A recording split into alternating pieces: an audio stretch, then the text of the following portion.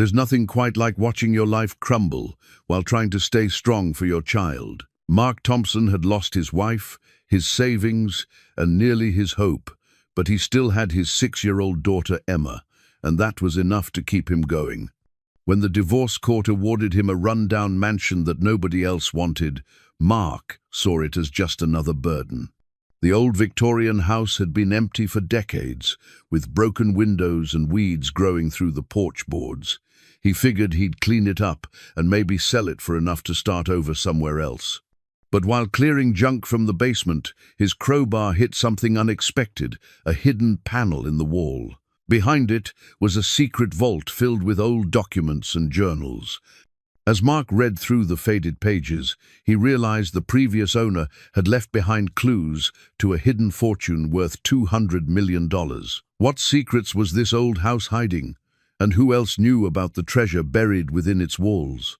Before we jump back in, tell us where you're tuning in from, and if this story touches you, make sure you're subscribed, because tomorrow I've saved something extra special for you. Mark Thompson had never imagined his life would lead him to standing in the overgrown driveway of a Victorian mansion at 7 in the morning, watching his daughter Emma chase fireflies that had lingered too long in the dawn light. The house loomed before them like something from a Gothic novel, its 3 stories of weathered brick and peeling paint, telling the story of decades of neglect.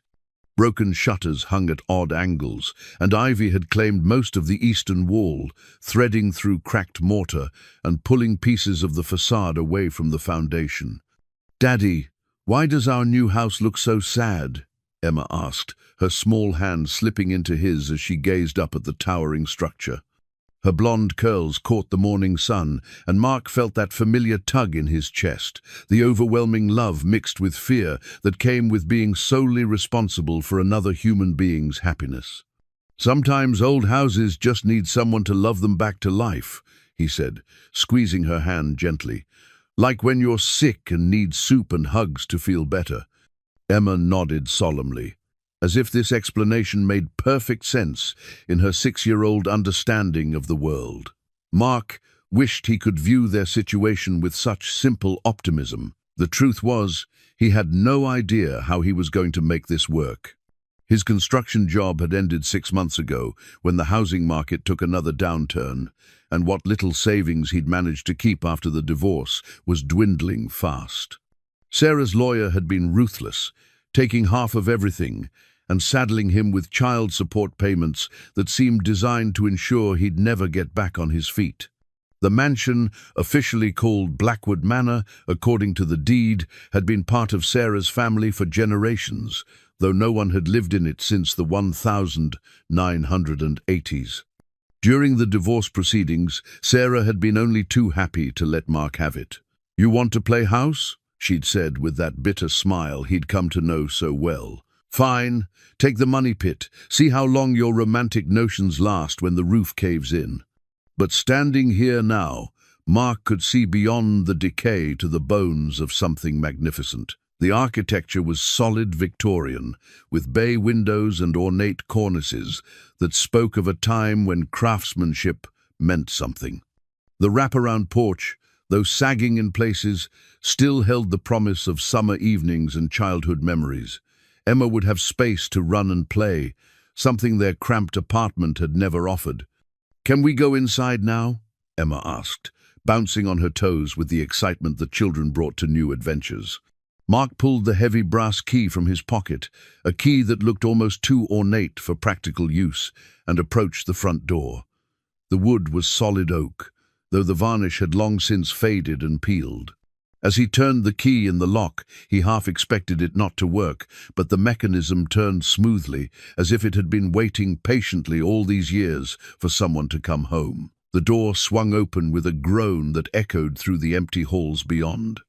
Dust motes danced in the shafts of sunlight that streamed through grimy windows, and the air held that particular smell of old houses, musty and closed, but not unpleasant. It smelled like memories and stories, waiting to be told. Emma stepped inside first, her footsteps echoing on the hardwood floors. "It's like a castle, Daddy." The foyer was impressive even in its neglected state. A grand staircase curved upward to the second floor, its banister carved with intricate details that would have cost a fortune to reproduce today. To the left, Mark could see what had once been a formal parlor, complete with a marble fireplace and built-in bookshelves that still held a few forgotten volumes. To the right was a dining room with a chandelier that hung dark and dusty, its crystal teardrops catching what light filtered through the windows. "The electricity's been turned off for years," Mark explained as Emma reached for a light switch. "We'll need to have it all inspected and probably rewired before we can live here properly." They spent the morning exploring room by room. The kitchen was a mix of 1920s charm and 1970s renovation attempts, with cabinet doors hanging askew and a refrigerator that looked like it belonged in a museum. The pantry was larger than their old apartment's bedroom, with shelves that reached the ceiling and windows that looked out onto what had once been a carefully tended garden. Upstairs, they found 5 bedrooms, each with its own character and story. The master bedroom faced east, with windows that would catch the morning sun.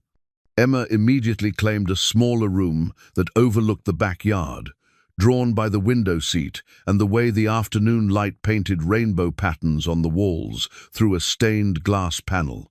It was in the master bedroom that Mark found the first artifact, a Victorian pocket watch, sitting in the bottom drawer of an ornate dresser that had been left behind. The watch was beautiful, its case engraved with an intricate pattern of vines and flowers, and the initials VB carved in elegant script. When Mark opened it, he found not only the expected timepiece, but a small hidden compartment behind the face. Inside was a tiny rolled piece of paper, so small he almost missed it. "What's that, Daddy?" Emma peered over his shoulder as he carefully unrolled the paper. It appeared to be a hand-drawn map, though of what, Mark couldn't say. There were small symbols and what looked like measurements, but the whole thing was no bigger than a postage stamp and drawn in faded ink. He tucked it carefully back into the watch and slipped the timepiece into his pocket, probably just some old family heirloom left behind by mistake. By late afternoon, they had explored every room except the basement. Mark had been putting it off, partly because basement electrical systems in old houses could be dangerous, and partly because something about the heavy wooden door at the back of the kitchen made him uneasy. But Emma's curiosity was infectious, and he found himself turning the old iron key that hung from a hook beside the door. The basement was larger than he'd expected, running under most of the house's footprint. Stone walls and a dirt floor spoke to the building's age, and the smell of earth and old wood filled his nostrils. A few bare bulbs hung from the ceiling joists, but without power, Mark had to rely on the flashlight app on his phone to navigate. "It's spooky down here," Emma whispered, pressing close to his side. "Just old," Mark assured her, though he had to admit the basement had an atmosphere that made him want to finish their exploration quickly. "Let's see what we're working with and then head back upstairs." The basement was largely empty, except for an old coal furnace that hadn't been used in decades, and some shelving units that held the detritus of previous decades, paint cans, garden tools, and boxes of Christmas decorations that someone had never come back for. It was while examining the electrical panel that Mark's flashlight beam caught something odd. One section of the stone wall looked different from the rest. The mortar was a slightly different color, and the stones were arranged in a subtly different pattern. When he pressed against it, he could swear he felt the slightest give, as if there was space behind the wall. "What is it, Daddy?" Mark ran his hands along the questionable section of wall, feeling for any kind of mechanism or loose stones. Near the floor, his fingers found a small lever, so cleverly disguised as a natural imperfection in the stone that he almost missed it. When he pressed it, he heard a soft click, and a section of the wall swung inward like a door. Behind it was a small chamber, perhaps 4 feet by 6 feet, lined with wooden shelves, and on those shelves were boxes, folders, and what appeared to be several leather-bound journals. Even in the dim light of his phone, Mark could see that someone had taken great care to preserve whatever was stored here. "Daddy, is this like a secret room?" Emma's eyes were wide with excitement. Mark's heart was beating faster than it should have been. This wasn't just a random storage space, this was a deliberate hiding place, carefully concealed and preserved. Someone had gone to considerable trouble to keep whatever was in here safe and secret. "I think it might be, sweetheart," he said, his voice barely above a whisper. "I think it might be exactly that." As evening approached and the temperature began to drop, Mark reluctantly closed the hidden chamber and herded Emma upstairs. They had brought sleeping bags and camping supplies, planning to spend their first night in the house, despite the lack of power or heat. Emma seemed to find the whole adventure exciting, chattering about secret rooms and treasure maps as Mark made peanut butter sandwiches by flashlight in the old kitchen. But as he tucked her into her sleeping bag in what would become her bedroom, Mark's mind kept returning to the hidden chamber. The Victorian pocket watch seemed to pulse in his pocket like a second heartbeat, and he found himself wondering about the man whose initials were carved into its case. V.B. Vincent Blackwood, perhaps the original owner of the house? After Emma had fallen asleep, Mark sat by the window in the master bedroom, looking out over the moonlit grounds and thinking about the strange turns his life had taken. 6 months ago, he'd been married, employed, and living in a tidy suburban house with a mortgage and a 5-year plan. Now, he was a single father, camping in a Victorian mansion with a mysterious hidden room in the basement. The pocket watch ticked steadily in his palm as he examined it more closely by flashlight. The craftsmanship was extraordinary. This wasn't some mass-produced timepiece, but something created by a master craftsman. The engravings were so detailed that Mark needed his flashlight to make out all the tiny flourishes and symbols worked into the design. The little map in the hidden compartment was even more intriguing in the quiet darkness. By the light of his phone, Mark could make out what appeared to be architectural symbols, stairs, doorways, possibly even the outline of the house itself. There were numbers that might be measurements and small X marks in several locations. It looked like someone had been mapping the house in great detail. Outside, the old mansion settled into the night, with creaks and sighs that spoke of age and weight and stories untold. Mark had renovated enough old houses to know that these sounds were normal, just the building's materials expanding and contracting with the temperature changes. But tonight, in this place, with the mysterious chamber fresh in his mind and the ornate pocket watch in his hand, every sound seemed to carry meaning. As he finally prepared for sleep, Mark made a mental list of everything he needed to do. Get the power turned on, have the plumbing inspected, check the roof for leaks, and eventually tackle the hidden chamber in the basement. He'd need to be systematic about it, careful. Whatever secrets the previous owner had left behind, they deserved to be treated with respect. Emma stirred in her sleep, mumbling something about castles and princesses, and Mark felt that familiar surge of protective love. Whatever mysteries this old house held, his first priority would always be creating a safe, stable home for his daughter. Everything else was just curiosity. But as he drifted off to sleep in the grand master bedroom of Blackwood Manor, Mark couldn't shake the feeling that their lives were about to change in ways he couldn't yet imagine. The pocket watch ticked steadily from the nightstand, marking time in a house where time seemed to have stopped decades ago, waiting for someone to wind it back to life. 3 days later, Mark stood in the hardware store checkout line with a cart full of electrical supplies, his phone pressed to his ear as he argued with the power company about reconnection fees. Emma sat in the cart's child seat, swinging her legs and humming to herself as she colored in a princess coloring book. "Yes, I understand there's a deposit required, but $800 seems excessive for a residential reconnection," Mark said, trying to keep the frustration out of his voice. The clerk behind the counter gave him a sympathetic look. Apparently this wasn't an uncommon conversation in a town where many old properties sat vacant for years at a time. The power company representative was unmoved. "Sir, the property has been without service for over 15 years.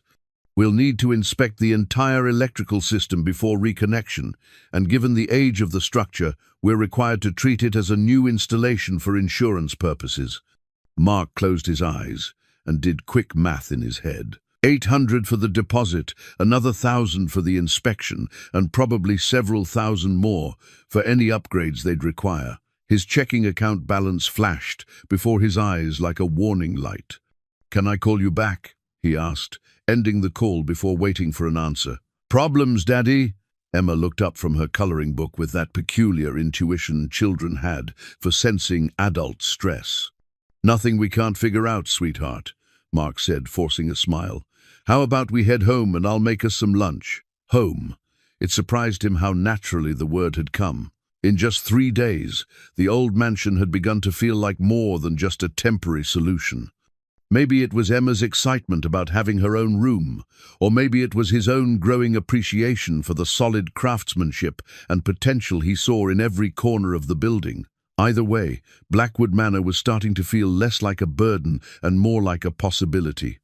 Back at the house, Mark made sandwiches while Emma played in the backyard, her laughter drifting through the open windows. They'd been getting by with camping gear and battery-powered lanterns, but Mark knew that wasn't sustainable long-term. Emma would need to start school in a few weeks, and that meant they needed proper electricity, heat, and running water. After lunch, while Emma napped in her sleeping bag upstairs, Mark decided to tackle the basement electrical panel. He'd been putting off a detailed inspection, partly because of the power situation, and partly because he kept getting distracted by the hidden chamber. But if he was going to convince the power company to reconnect service at a reasonable cost, he needed to understand exactly what he was working with. Armed with a flashlight and his electrical tester, Mark made his way down to the basement. The old stone walls felt cool against the afternoon heat, and dust motes danced in the beam of his flashlight as he examined the electrical panel. What he found was both better and worse than he'd expected. The wiring was old, but appeared to have been well maintained, with several upgrades that looked like they'd been done by someone who knew what they were doing. However, there were also several mysterious additions, extra circuits that didn't seem to correspond to any obvious electrical needs. It was while tracing one of these mysterious circuits that Mark found himself back at the hidden chamber. The wire seemed to disappear into the wall right next to the concealed door. Without really planning to, Mark found himself pressing the hidden lever again, watching the stone panel swing inward to reveal the carefully preserved storage space. In daylight, or rather, in the steady beam of his flashlight, the contents of the chamber were even more intriguing. The leather-bound journals were stacked neatly on one shelf, their spines labeled with dates ranging from 1920 to 1934. Below them were boxes of documents, photographs, and what appeared to be business records. Everything was organized with the kind of meticulous attention to detail that spoke of someone who expected these materials to be important for a very long time. Mark selected the journal marked 1922 and opened it carefully. The pages were yellow with age but still legible, filled with neat handwriting in dark blue ink. The first entry was dated January 15th, 1920. The amendment is now in effect, and while the politicians congratulate themselves on legislating morality, those of us with business sense understand what this really means. Prohibition will create opportunities for men willing to take certain risks. I have been approached by associates from Chicago regarding arrangements that could prove quite profitable. Mark's pulse quickened as he read further. The journal entries painted a picture of Vincent Blackwood as a man who had seen prohibition not as a moral crusade, but as a business opportunity. Entry after entry detailed meetings, arrangements, and what could only be described as Bootlegging operations. The tunnel system beneath the house proves invaluable for storage and transport. What the founding fathers built to connect to the river for legitimate commerce now serves our more delicate transactions. The authorities suspect nothing. Who would imagine that a respected businessman would involve himself in such enterprises? Tunnels beneath the house? Mark looked around the basement with new eyes. He'd assumed it was just a standard cellar, but if Vincent's journal was accurate, there were hidden passages somewhere down here. Tommy Torino visited today with his Chicago associates. They are impressed with our operation and have proposed expanding our territory. The money is substantial, but I cannot shake the feeling that these men are more dangerous than they initially appeared. Still, the profits from our arrangement have allowed me to expand the legitimate businesses, and the community continues to benefit from our charitable contributions. Mark flipped through more pages, his fascination growing with each entry. Vincent Blackwood emerged as a complex figure, a man involved in illegal activities during Prohibition, but also someone who seemed genuinely concerned with his community and careful about his business relationships. The entries from 1923 took a darker turn. The Chicago men grow more demanding. What began as a mutually profitable arrangement has become something approaching extortion. They speak of insurance and protection, but their meaning is clear. I have begun taking precautions, including the establishment of certain safeguards should our relationship deteriorate further. Today, I completed the installation of what I hope will never be necessary insurance policies of a different sort. Should anything happen to me, should the Chicago Association decide that I am more valuable as an example than as a partner, I have made arrangements to ensure my legacy and the security of those I care about. Mark's hands were trembling slightly as he read. This wasn't just a family journal, it was evidence of involvement with organized crime during one of America's most violent periods. But it was the entries from 1924 that made his blood run cold. They came to the house last night, not to the front door like civilized men, but through the tunnels, thinking to surprise me. They underestimated both my preparation and my resolve. I am no longer the naive businessman who first shook hands with Tommy Torino. The arrangements I have made will ensure that my family's future is secure, regardless of what these men may do to me. I've decided to disappear, not permanently, but long enough for the Chicago situation to resolve itself through other means. The local authorities have been made aware of certain activities, though they do not yet know the full scope of what has transpired here. I leave this record not as confession, but as insurance should anyone attempt to claim what is mine by right. They will find that Vincent Blackwood was not a man to be underestimated. The final entries were the most cryptic. The main cache remains secure, its location known only to myself and recorded in the manner we discussed. The smaller reserves have been distributed according to the plan. Should I not return, the worthy heir will find their way to the truth through the breadcrumbs I have left. The pocket watch will guide them to the map to the records, and the records to justice. Mark's hand went instinctively to his pocket, where the Victorian watch had become a constant companion over the past few days. Vincent had planned this somehow. Across nearly a century, he had planned for someone to find these journals, to piece together his story. But the most shocking revelation came in the very last entry, dated December 15th, 1934. The reports of my death have been greatly exaggerated, though necessarily so. Vincent Blackwood died in that automobile accident, but the man who writes these words has work yet to do. The Chicago problem has been solved through channels that will not bear scrutiny, but justice has been served.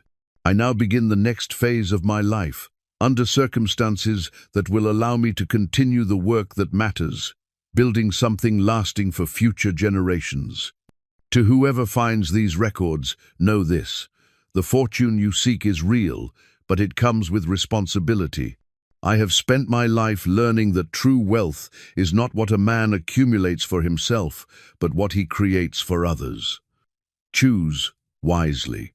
Mark closed the journal with hands that were definitely shaking now. Vincent Blackwood had faked his own death.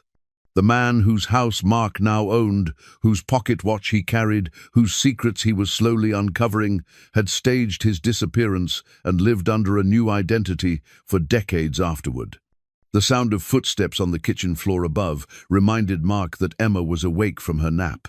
He carefully returned the journal to its place and closed the hidden chamber, his mind reeling with questions. If Vincent had faked his death, what had happened to him? Where was this main cache he'd written about? And what did he mean by the worthy heir? As Mark climbed the basement stairs, he tried to process what he'd learned. The man who had built this house, who had carved his initials into that pocket watch, had been involved in bootlegging, had tangled with Chicago organized crime, and had somehow managed to fake his own death to escape the consequences. It sounded like something out of a movie, not the quiet family history of a Victorian mansion in a small town. "Daddy, can we explore the garden today?" Emma met him at the top of the stairs, her blonde hair still mussed from sleep. "Sure, sweetheart," Mark said, grateful for the normalcy of his daughter's request. "Let me just put these tools away first." But as they walked through the overgrown garden that afternoon, Emma chattering about which flowers they should plant and where they might put a swing, Mark found his attention divided. Every shadow seemed to hold secrets. Every overgrown path seemed to hint at hidden purposes. According to Vincent's journal, there were tunnels somewhere beneath the house, connecting to the river. There were hidden caches and mysterious arrangements that had kept a fortune safe for nearly a century. That evening, after Emma had fallen asleep, Mark sat on the front porch steps with Vincent's pocket watch in his hands, trying to make sense of everything he'd learned. The watch ticked steadily, marking time that stretched back to an era of speakeasies and gangsters, of men who built empires in shadows and disappeared when the shadows grew too deep. The tiny map hidden in the watch's secret compartment seemed more significant now. If Vincent had left breadcrumbs for a worthy heir to follow, then that map was probably the first clue in a puzzle that had waited nearly 90 years for someone to solve it. Mark had always been good at puzzles, at seeing how pieces fit together. It was part of what had made him a skilled construction worker, the ability to understand how a structure was meant to work, how all the components supported each other. Now he found himself facing a different kind of construction project, rebuilding not just a house, but understanding the life of the man who had built it. As the night deepened around Blackwood Manor, Mark made a decision that would change everything. He was going to solve Vincent Blackwood's puzzle, not just out of curiosity, but because something in those journal entries had resonated with him. Vincent had been a man trying to provide for his family and his community, even when that meant making difficult choices. Mark understood that kind of desperation, that willingness to take risks when everything you cared about was on the line. The pocket watch continued its steady rhythm as Mark finally went inside, its ticking a reminder that some stories waited decades to find their proper ending. Tomorrow, he would begin following the breadcrumbs Vincent Blackwood had left behind, starting with the tiny map that might hold the key to understanding how a Victorian mansion in a small town had become the center of a mystery worth $200 million. Mark woke before dawn the next morning, his mind already racing with questions about Vincent's journal. The pocket watch on his nightstand showed 5:47 a.m., and pale grey light was just beginning to filter through the master bedroom's tall windows. Emma wouldn't wake for another hour at least, which gave him time to examine the tiny map more carefully. In the growing daylight, the map proved even more intriguing than it had appeared by flashlight. Using a magnifying glass he'd found in one of the kitchen drawers, Mark could make out architectural details that definitely corresponded to the mansion's layout. There was the main house, the wraparound porch, and what appeared to be outbuildings that no longer existed. But it was the symbols scattered throughout the drawing that captured his attention. Small circles marked various locations throughout the house, each accompanied by a letter or number. Some were inside the main structure, others appeared to be in the basement area, and a few were positioned in what looked like the garden or grounds. At the bottom of the map, in handwriting so small it was barely visible, were the words, "Truth builds upon truth, secrets upon secrets." Mark had spent enough time studying architectural plans to recognize that this wasn't just a map, it was a guide. Vincent Blackwood had left specific markers, and Mark was beginning to understand that the pocket watch was just the first piece of a much larger puzzle. After breakfast, while Emma played with her dolls in the morning sunlight streaming through the kitchen windows, Mark decided to test his theory about the map.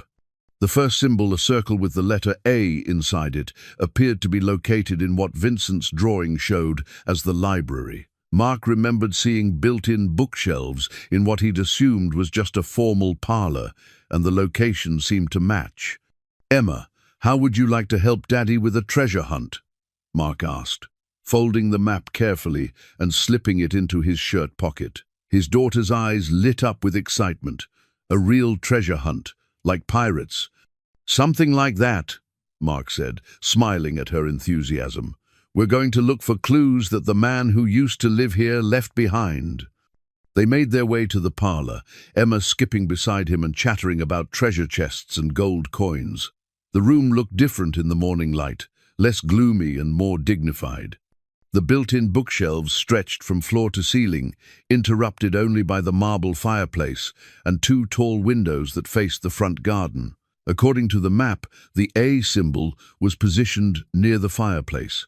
Mark began examining the area systematically, running his hands along the mantelpiece and checking behind the few books that remained on the shelves. Emma helped by spinning around in the center of the room and announcing her discoveries. "Daddy, there's a spider web up there. And this book smells funny." It was Emma who actually found it, though she didn't realize the significance at the time. While Mark was examining the fireplace damper, she had climbed onto a chair to reach a leather-bound volume on one of the higher shelves. "Daddy, this book feels weird," she announced, struggling to pull it free from its position. Mark looked over to find her tugging at what appeared to be a standard book spine, but as she pulled, the entire section of shelf swung outward slightly. It wasn't a book at all, it was a lever, disguised to look like part of the library. "Emma, that's brilliant," Mark said, lifting her down from the chair and examining her discovery. When he pulled the fake book spine fully, a section of the bookshelf swung inward, revealing a narrow compartment behind the wall. Inside the hidden space were more documents, but these were different from the journals in the basement. These appeared to be business correspondence, and as Mark examined them, he realized he was looking at coded letters between Vincent and various associates. The codes were simple substitution ciphers, but they were consistent and clearly part of an organized system. One letter, dated March 1923, particularly caught his attention. "The Chicago arrangements continue as planned. Our mutual friend has proved reliable, though his associates grow more demanding. I have begun implementing our discussed insurance policies.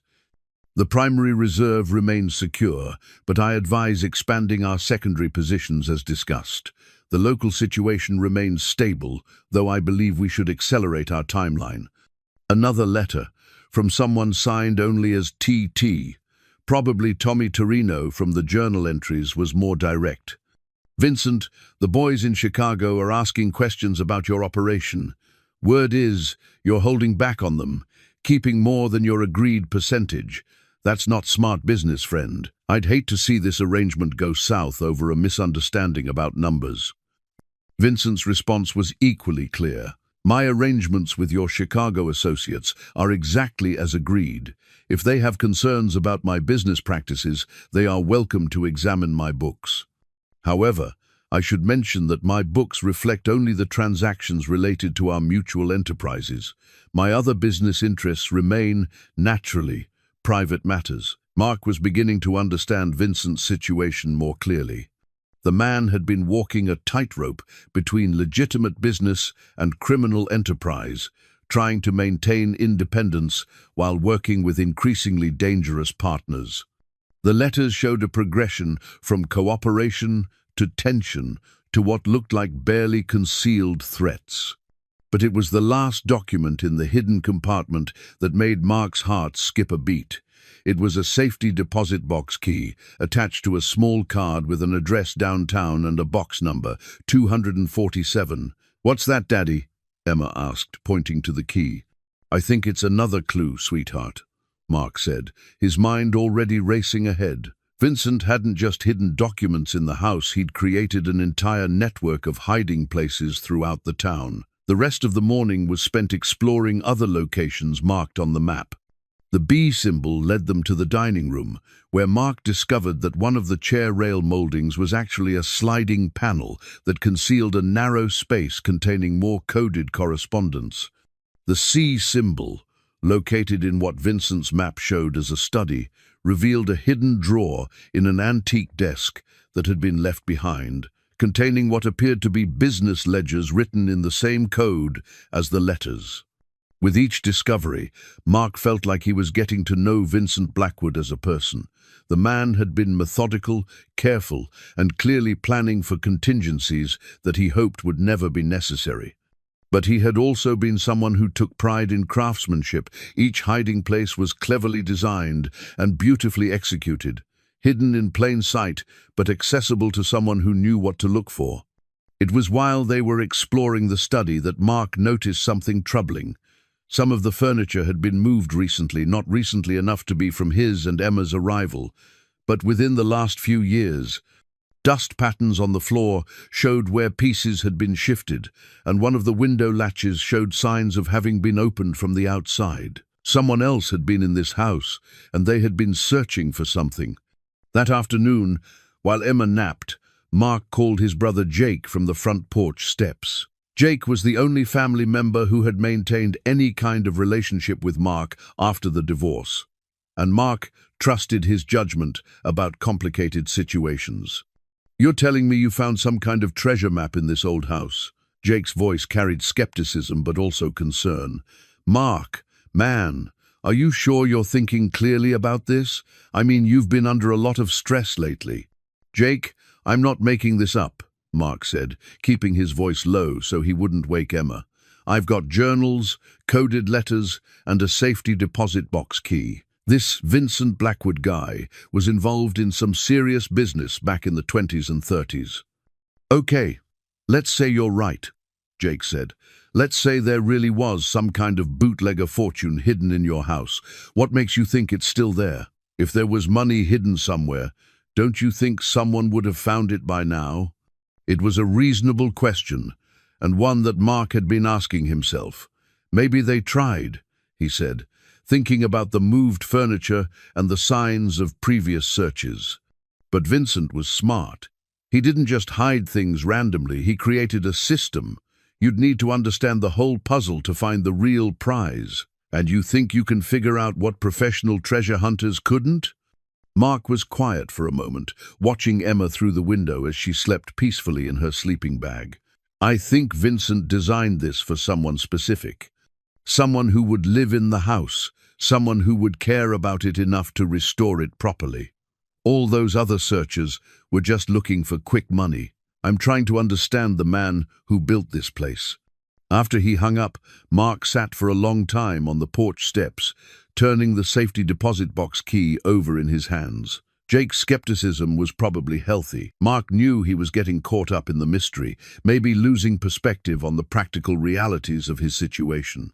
He still needed to get the electricity connected, find work, and figure out how to support Emma long-term. But something in Vincent's journals had spoken to him on a level that went beyond simple curiosity.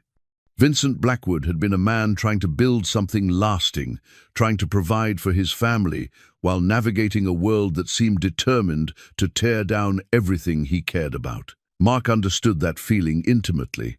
As evening approached, Mark made a decision. Tomorrow, he would drive downtown to the bank and see if Vincent's safety deposit box still existed. It was probably a long shot. 90 years was a long time for a bank account to remain active. But the key was real, the address was real, and Mark was beginning to believe that Vincent Blackwood had been the kind of man who planned for very long contingencies indeed. That night, after Emma had fallen asleep, Mark spread Vincent's map on the kitchen table and began making his own notes. He had found 3 of the marked locations so far, and each had contained pieces of a larger puzzle, but the map showed at least a dozen more symbols scattered throughout the house and grounds. If Vincent had really hidden a fortune worth $200 million, he had made sure that finding it would require patience, intelligence, and dedication. Mark was beginning to suspect that those qualities weren't coincidental requirements. Vincent hadn't just been hiding money, he had been selecting the person who would eventually find it. And everything Mark had learned so far suggested that Vincent Blackwood had been a very good judge of character. The pocket watch ticked steadily from its place on the table, keeping time while Mark planned his next moves in a treasure hunt that had been nearly a century in the making.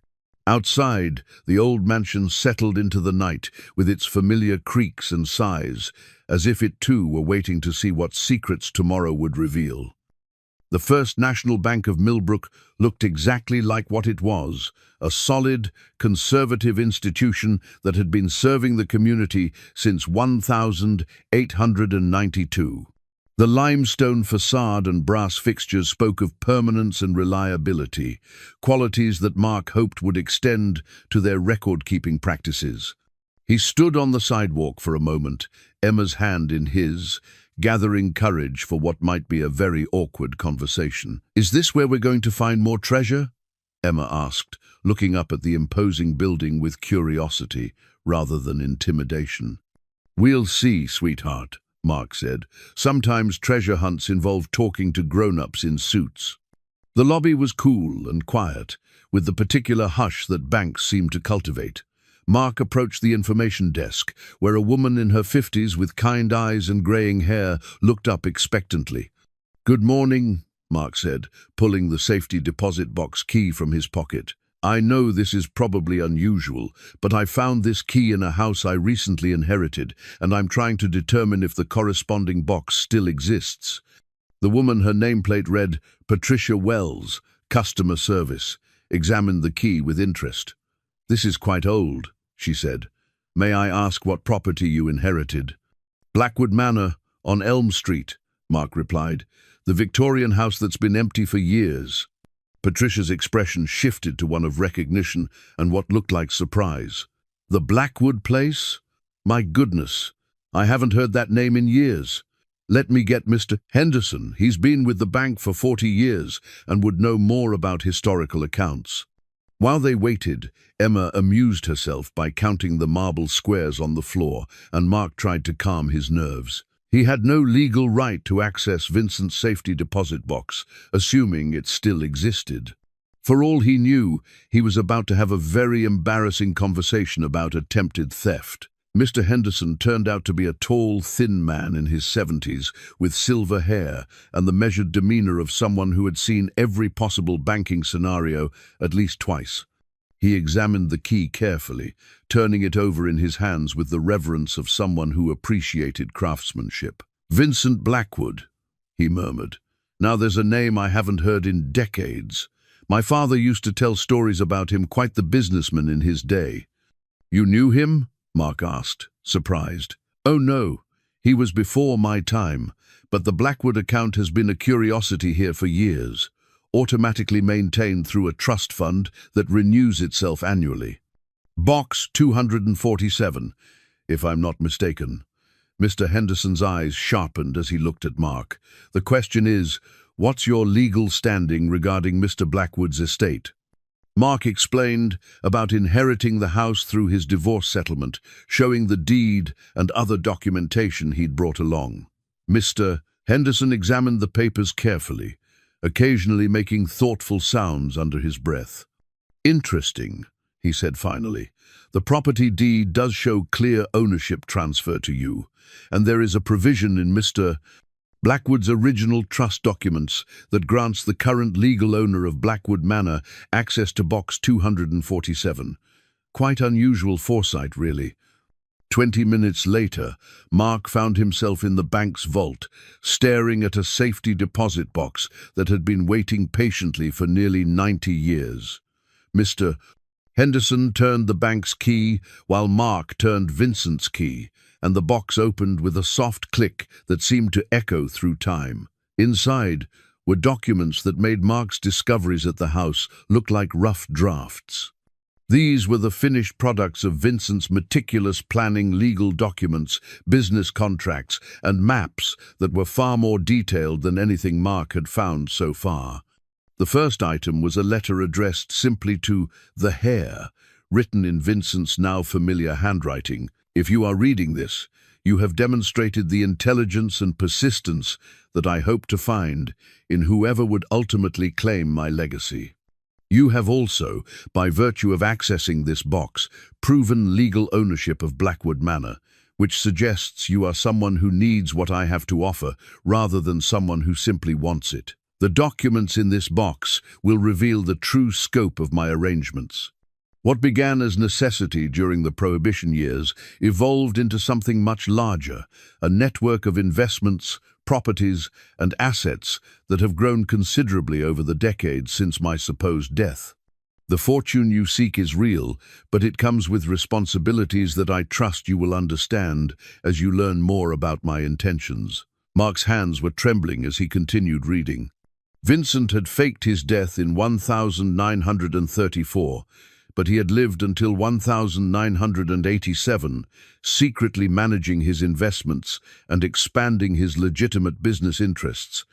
The letter detailed a complex web of holding companies, real estate investments, and what appeared to be a substantial charitable foundation, all managed through intermediaries and structured to continue growing regardless of Vincent's personal involvement.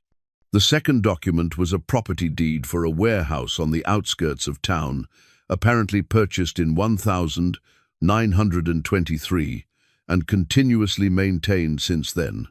According to the accompanying documents, the warehouse had been rented to various legitimate businesses over the years, but a section of the building remained under Vincent's exclusive control. "This is getting complicated," Mark murmured to himself.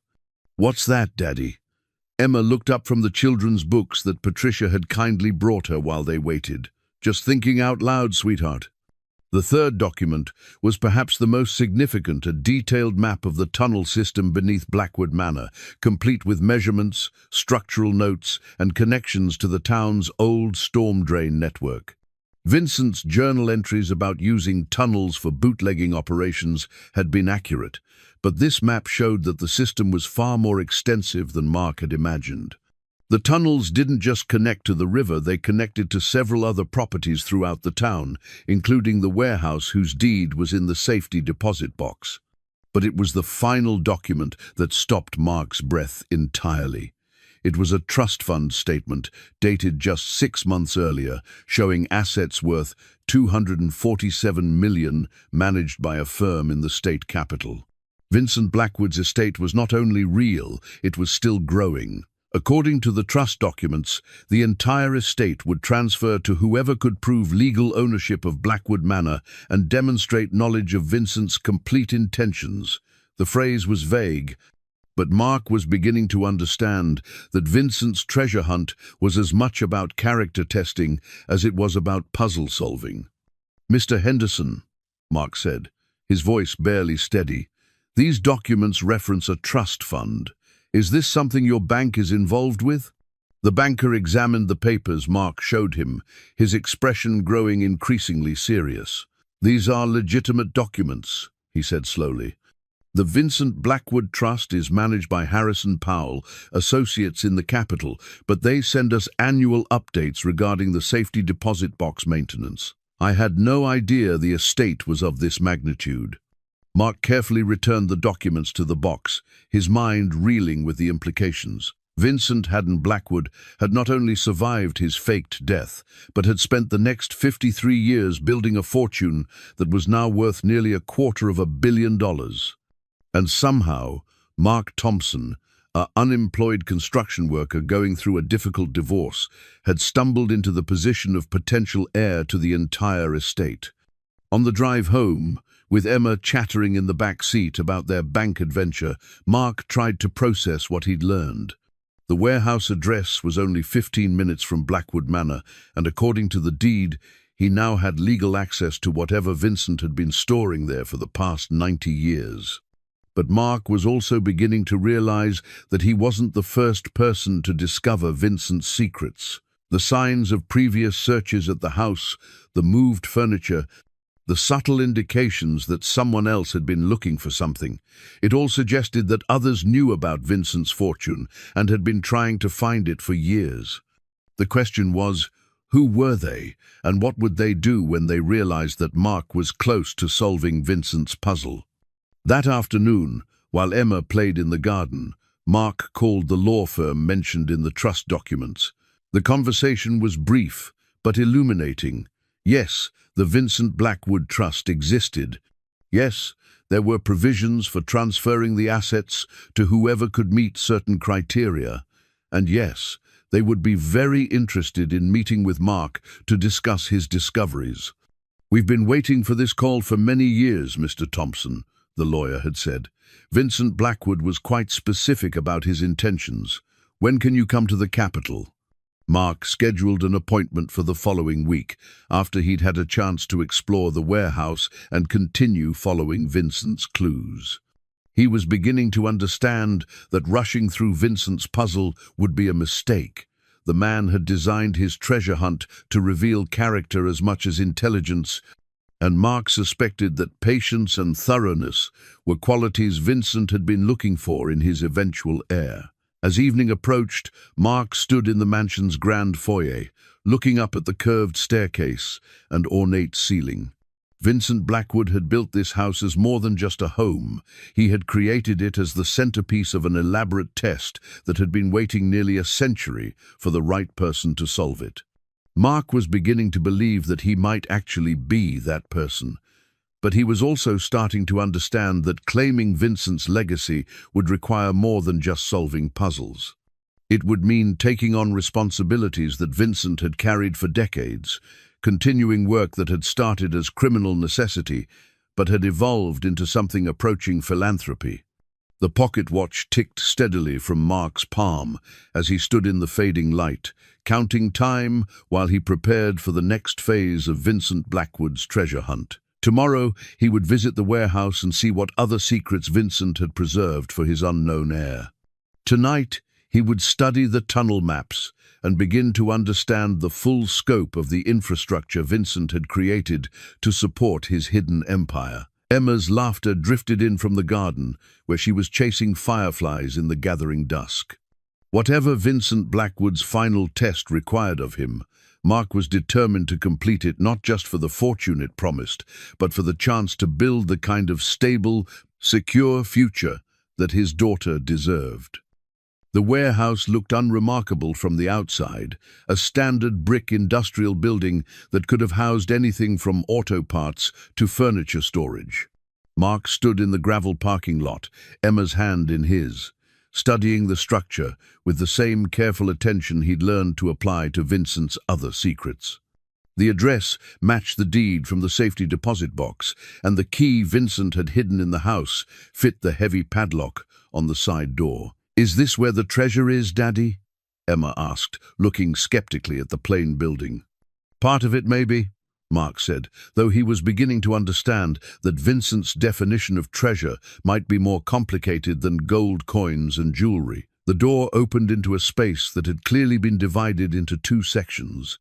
The larger area, taking up perhaps 3/4 of the building, showed signs of recent use: clean floors, organized storage racks, and the lingering smell of motor oil that suggested automotive work. But it was the smaller section, separated by a wall that looked much newer than the rest of the building, that drew Mark's attention. A second key from Vincent's collection opened the door to this private area, revealing a space that felt like stepping back in time. Unlike the basement chamber at the house, this room had been designed for long-term occupation. There were electric lights, ventilation, and even a small kitchenette that looked like it dated from the 1950s. But what dominated the space was an enormous collection of photographs, documents, and what appeared to be surveillance materials covering nearly every wall. "Wow," Emma breathed, looking around at the walls covered with pictures. "It's like a giant scrapbook." Mark moved closer to examine the photographs, and what he saw made his understanding of Vincent Blackwood shift dramatically. These weren't just family photos or business records, they were evidence of a decades-long investigation into corruption that stretched far beyond Prohibition-era bootlegging. The earliest photographs, dating from the 1920s, based on the clothing and cars visible, showed Vincent with various men in expensive suits. But unlike casual business meetings, these pictures had the quality of surveillance photos taken from a distance, often catching their subjects unaware. Handwritten notes on the backs identified the men as known criminals, corrupt politicians, and what Vincent described as enemies of legitimate commerce. One series of photographs particularly caught Mark's attention. They showed a man identified as Thomas Torino, Chicago associate, meeting with several local officials, including someone Vincent had labeled as Mayor Hensley, compromised. The photos were dated 1924, and Vincent's notes described payments, changing hands, and what appeared to be the planning of illegal activities. But it was the more recent photographs that truly shocked Mark. The collection continued through the decades, showing the same corruption network evolving and expanding. Photos from the 1940s showed new faces but similar activities. The 1960s brought images of what appeared to be money laundering operations run through legitimate businesses, and photographs from the 1980s, just a few years before Vincent's actual death, showed that the network had grown into something resembling a modern organized crime operation. Vincent wasn't just involved in bootlegging, Mark murmured to himself, as the scope of what he was seeing became clear. He was documenting corruption for decades. Emma had wandered to a corner of the room where Vincent had set up what appeared to be a child's play area, probably for visits from grandchildren or great-grandchildren that Mark was only now learning existed. She was happily examining a collection of old toys, while Mark continued his exploration of Vincent's secret archive. The photographs were organized chronologically and by subject, showing a level of documentation that would have impressed professional investigators. Vincent had not only recorded meetings and transactions, but had somehow obtained documents, recorded conversations, and gathered evidence that painted a comprehensive picture of corruption spanning 6 decades. One wall was dedicated entirely to what Vincent labeled the Henderson Connection. Mark recognized the name. Mr. Henderson from the bank was part of a family that had apparently been involved in the corruption network for generations. The photographs showed multiple generations of Hendersons meeting with known criminals, facilitating money transfers, and providing banking services that enabled illegal activities to continue. Mark felt a chill as he realized that his friendly conversation with Mr. Henderson at the bank might not have been as innocent as it had seemed.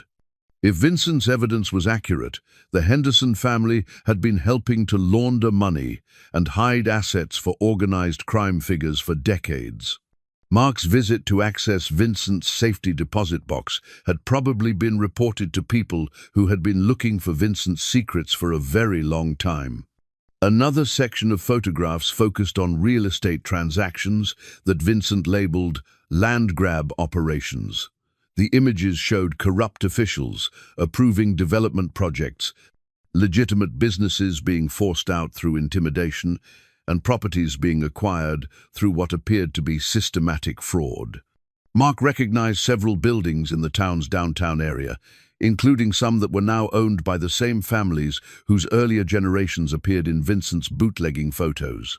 But it was the final section of photographs that made Mark understand the true scope of what he had stumbled into.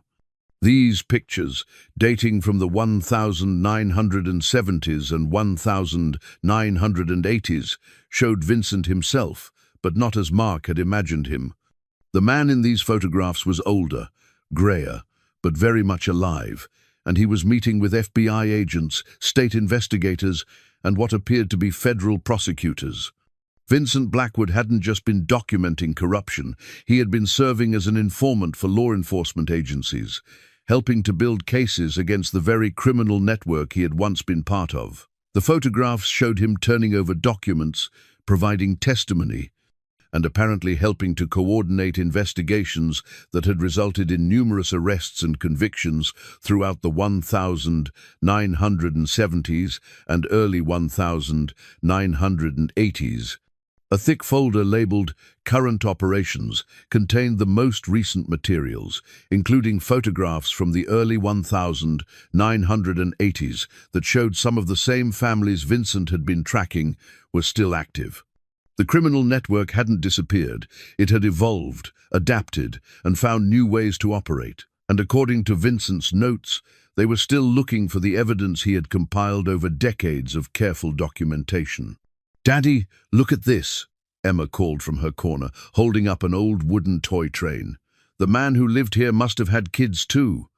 "I think you're right, sweetheart," Mark said, though his attention was divided between Emma's discovery and the growing realization of what Vincent's treasure hunt really meant. The fortune Vincent had accumulated wasn't just hidden money. It was evidence that could destroy a corruption network that had been operating for nearly a century. Mark found Vincent's final instructions in a sealed envelope marked "For the Hair." Read only after viewing all evidence. The letter inside was dated 1987, apparently written shortly before Vincent's actual death. "If you have reached this point, you understand that what I have preserved is more than simple wealth. The money is real, and it is yours by right of inheritance and by demonstration of the character necessary to use it wisely. But with this inheritance comes responsibility to continue the work I have spent my life completing. The criminal network I helped create in my youth grew beyond anything I could have imagined. My attempts to extricate myself from their operations led to decades of documenting their activities and working with law enforcement to limit their influence. But they are persistent, adaptable, and patient. They have been looking for my evidence for 40 years, and they will continue looking until someone has the courage to finish what I started. The complete evidence files are hidden in the location indicated by the tunnel maps. The fortune I have accumulated is legitimate and clean, earned through investments and business ventures that had nothing to do with my earlier mistakes. But claiming that fortune will make you a target for people who cannot afford to let Vincent Blackwood's final testimony see the light of day. Choose carefully. The money is yours, regardless of what you decide about the evidence. But if you choose to complete my work, you will be completing justice that has been delayed for decades, and you will be ensuring that future generations do not suffer under the corruption that I helped enable. Mark folded the letter with hands that were definitely shaking now. Vincent hadn't just left him a treasure hunt, he had left him a choice between personal gain and public service that would put both Mark and Emma at risk. As they prepared to leave the warehouse, Emma tugging on his hand and chattering about the toys she'd found, Mark realized that someone was watching them from across the street. A black sedan sat in the parking lot of a closed restaurant, its occupants too distant to identify, but close enough to be clearly observing the warehouse. Mark didn't panic, but he didn't dawdle either. He locked the warehouse carefully and drove home by a circuitous route, checking his mirrors frequently.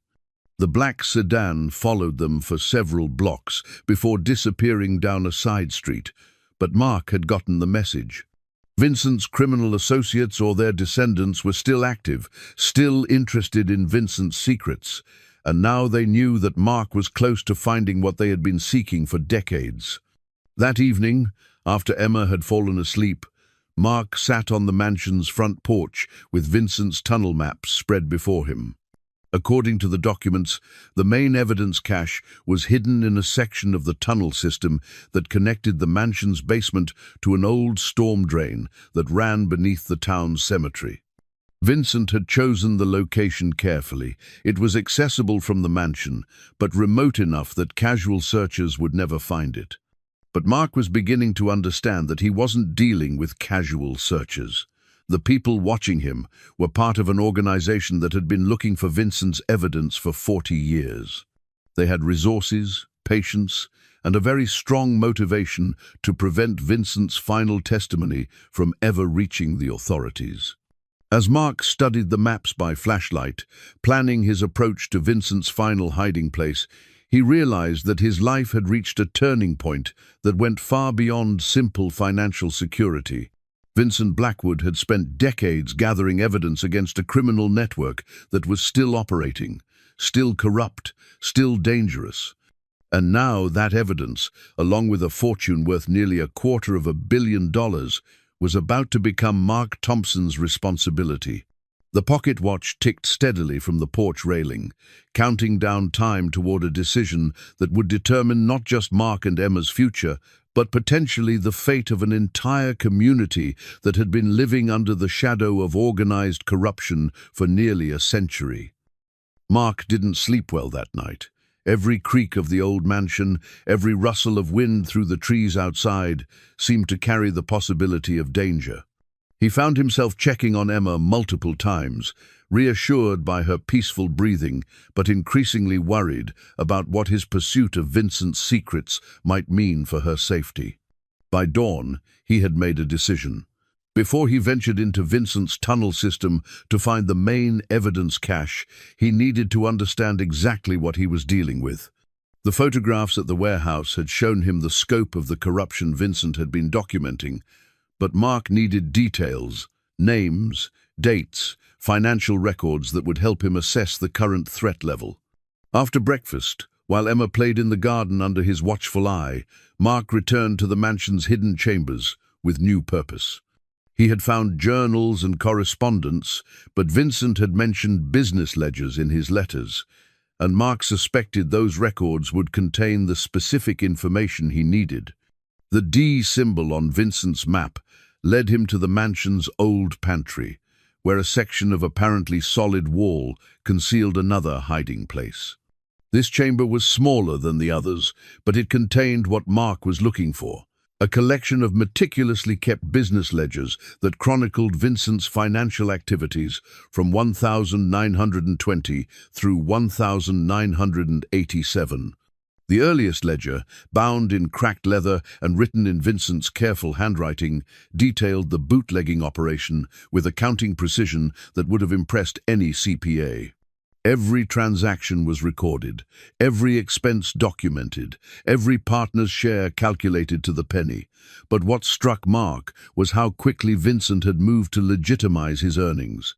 By 1925, according to the ledger, Vincent was using bootlegging profits to invest in legitimate businesses, a construction company, several rental properties, and what appeared to be a small bank in a neighboring county. The illegal income was being systematically laundered through legal enterprises, but unlike typical money laundering, Vincent seemed to be genuinely building legitimate wealth rather than simply hiding criminal profits. The ledger from 1930 to 1935 told the story of Vincent's transition from criminal to legitimate businessman. But it also revealed something more interesting. Vincent had been systematically gathering financial information about his criminal associates, documenting their operations with the same precision he applied to his own businesses. T. Torino payment, 50-0. Source: Henderson Bank, money transfer. Purpose: protection racket collections from downtown businesses. Evidence secured. Mayor Hensley payment, 5-0. Source: City Improvement Fund diversion. Purpose: zoning, variance approval. Documentation copied. Vincent hadn't just been keeping books. He had been building a financial case against the entire corruption network. Every payment, every bribe, every illegal transaction had been documented with dates, amounts, sources, and purposes. It was the kind of detailed financial evidence that prosecutors dreamed of finding. The later ledgers, from the 1940s through the 1980s, showed how Vincent had continued this documentation even after his supposed death. Working under assumed identities, he had tracked the evolution of the corruption network as it adapted to changing times and new opportunities. Prohibition had ended, but the criminals Vincent had worked with had simply moved into other enterprises, gambling, labor, racketeering, and eventually what appeared to be large-scale money laundering operations. But it was the final ledger, covering 1,981,987, that made Mark understand why Vincent's enemies were still actively searching for his evidence. The entries detailed a money laundering operation that was processing millions of dollars annually through local businesses, banks, and real estate transactions. And according to Vincent's notes, the operation was still active as of 1987. Henderson Bank continues processing Chicago funds through legitimate business loans. Current annual volume, approximately 15 million. Primary local contact, James Henderson, son of original associate. FBI contact, Agent Martinez. Documentation provided quarterly. Downtown development project, serving as front for land acquisition scheme. Legitimate businesses forced out through harassment. Properties acquired below market value, resold to Chicago associates at significant profit. Current coordinator, City Council member Patricia Hensley, daughter of former mayor. Mark felt a chill as he recognized names from his recent experiences. James Henderson was probably the father of the current Mr. Henderson at the bank, the man who had been so helpful when Mark accessed Vincent's safety deposit box. And if there was a Patricia Hensley on the current city council, it meant the corruption network Vincent had been fighting was still active, still organized, and still involved many of the same families. The ledger's final entries were the most disturbing. Network has discovered informant activities, surveillance increased, recommend accelerating evidence preservation and transfer protocols. Air selection criteria must include capability for self-protection and commitment to completing work regardless of personal risk. Final preparations completed, all evidence secured in primary cache location. Financial assets transferred to irrevocable trust with clear succession criteria. If reading this, the heir has demonstrated necessary intelligence and persistence. Warning, they know someone is close to finding what they have sought for decades. Extreme caution advised. Vincent's final entry was dated just 2 weeks before his death. They have found me. Death may not be natural. All evidence preserved for worthy heir. Complete the work. Justice delayed is not justice denied if someone has the courage to finish what was started. Mark closed the ledger with hands that were trembling. Vincent Blackwood had been murdered not by accident or illness, but by the criminal network he had spent decades fighting. And that same network was still operating, still searching for his evidence, still capable of violence against anyone who threatened their operations. The sound of a car engine in the driveway made Mark look up sharply. Through the pantry window, he could see a familiar black sedan pulling up to the house. 2 men in suits got out, and Mark recognized the confident, purposeful way they moved toward the front door. These weren't casual visitors. Mark quickly returned the ledger to its hiding place and sealed the chamber, his mind racing through options. Emma was still in the back garden, too far away for him to reach without being seen by the approaching men. His phone was in the kitchen, equally inaccessible, and according to Vincent's records, these people had been willing to kill to protect their secrets. The doorbell rang with the kind of polite insistence that suggested the visitors wouldn't be easily discouraged. Mark took a deep breath, checked to make sure Vincent's pocket watch was securely in his pocket, and went to answer the door.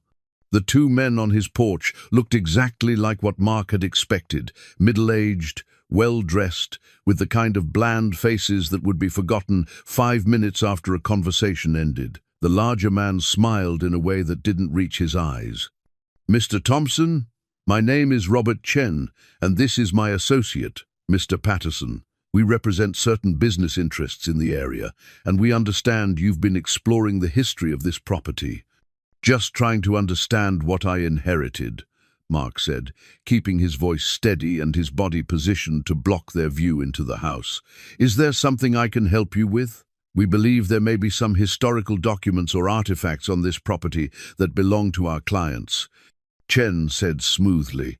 "Items that were removed from their rightful owners many years ago. We'd be happy to compensate you for any assistance in locating these materials." "I'm not sure what you mean," Mark replied. "I've found some old books and papers, but nothing that seemed particularly valuable." Patterson spoke for the first time, his voice carrying a subtle edge that Chen's had lacked. "Mr. Thompson, we know you've been to the bank, and we know you've accessed certain storage facilities. We're prepared to be very generous in exchange for your cooperation, but we need to recover what was taken from our families." Mark felt his pulse quicken, but he forced himself to remain calm. "I think there's been some misunderstanding. I inherited this house through a divorce settlement, and I'm just trying to fix it up for my daughter and me. I haven't taken anything from anyone." Chen's smile became slightly less friendly. "Perhaps we could come inside and discuss this more privately. We understand you have a young daughter, and we wouldn't want any misunderstandings to affect her well-being." The threat was subtle but unmistakable. Mark's protective instincts flared, but he also realized that showing fear would only confirm that he had found something worth threatening him for. "I appreciate your concern," Mark said, "but my daughter and I are doing just fine. If you believe someone has taken property that belongs to your clients, you should probably speak with the police or a lawyer about recovering it through proper channels." Patterson stepped closer, and Mark could smell cigarettes and aftershave. "Mr. Thompson, some problems are better solved privately, between reasonable people. Our clients have been very patient for many years, but their patience isn't unlimited." "And neither is my time," Mark replied, beginning to close the door. "If you have a legal claim to anything on this property, have your lawyers contact me. Otherwise, I think this conversation is over." Chen's hand shot out to prevent the door from closing. "We'll be in touch, Mr. Thompson, soon." After the men left, Mark immediately went to the back garden to collect Emma, his heart pounding with adrenaline and fear. His daughter looked up from the flower bed where she'd been digging, her face bright with innocent excitement. "Daddy, I found pretty rocks. Can we keep them?" "Of course, sweetheart," Mark said, scooping her up in a hug that was as much for his comfort as hers. "How would you like to go visit Grandma and Grandpa for a few days?" Emma's face lit up with excitement. "Really? Can we go now?"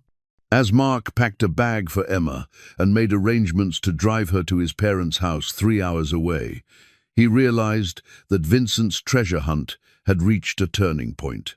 The people Vincent had been fighting were still active, still dangerous, and now they knew that Mark was close to finding what they had been seeking for decades. But sending Emma to safety also meant that Mark was free to take risks he couldn't consider while she was in danger. Vincent Blackwood had spent his life fighting corruption and injustice, ultimately paying the ultimate price for his commitment to doing what was right. Now Mark faced the same choice Vincent had faced: personal safety or public responsibility. The business ledger had shown him that the corruption network was still active, still profitable, and still willing to use violence to protect their operations. But it had also shown him that Vincent had gathered decades of evidence that could finally bring them to justice. As Mark drove Emma to his parents' house, explaining that Daddy had some work to finish at the mansion, he realized that he had already made his choice.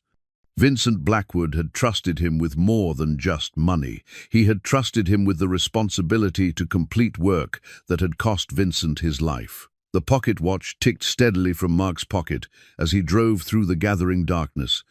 carrying his daughter to safety while he prepared to follow Vincent Blackwood's path into a tunnel system that held the key to justice that had been delayed for nearly a century. Mark returned to Blackwood Manor near midnight, the house dark and silent without Emma's presence. He had spent the 3-hour drive back from his parents' house, mentally preparing for what he expected to be a dangerous descent into Vincent's tunnel system. The business ledger had made it clear that he was dealing with people who had killed before and would kill again to protect their secrets. But as he pulled into the driveway, Mark noticed something that stopped him cold. The front porch light was on, and warm yellow light glowed in several of the mansion's windows. Someone was inside his house, and they weren't trying to hide their presence. Mark sat in his truck for a long moment, considering his options. He could call the police, but Vincent's records had suggested that local law enforcement might be compromised. He could drive away, but that would mean abandoning everything he'd worked to uncover. Or he could go inside and confront whoever was waiting for him. The decision was made for him when the front door opened and a figure stepped onto the porch. It was a man Mark had never seen before, tall, silver-haired, wearing an expensive suit that looked out of place in the rural setting. He raised one hand in a gesture that seemed more greeting than threat. "Mr. Thompson," the man called. "My name is Richard Blackwood. I believe we need to talk." Mark climbed out of his truck slowly, his hand moving instinctively to the pocket watch in his jacket. "Blackwood? As in Vincent Blackwood?" "My grandfather," Richard said, stepping into the porch light, "though I suspect you know more about him than I gave you credit for when we first began watching your progress." "You've been watching me?" Mark asked, though he wasn't entirely surprised. "For weeks," Richard admitted, "since you first accessed the safety deposit box, actually. But not for the reasons you probably think."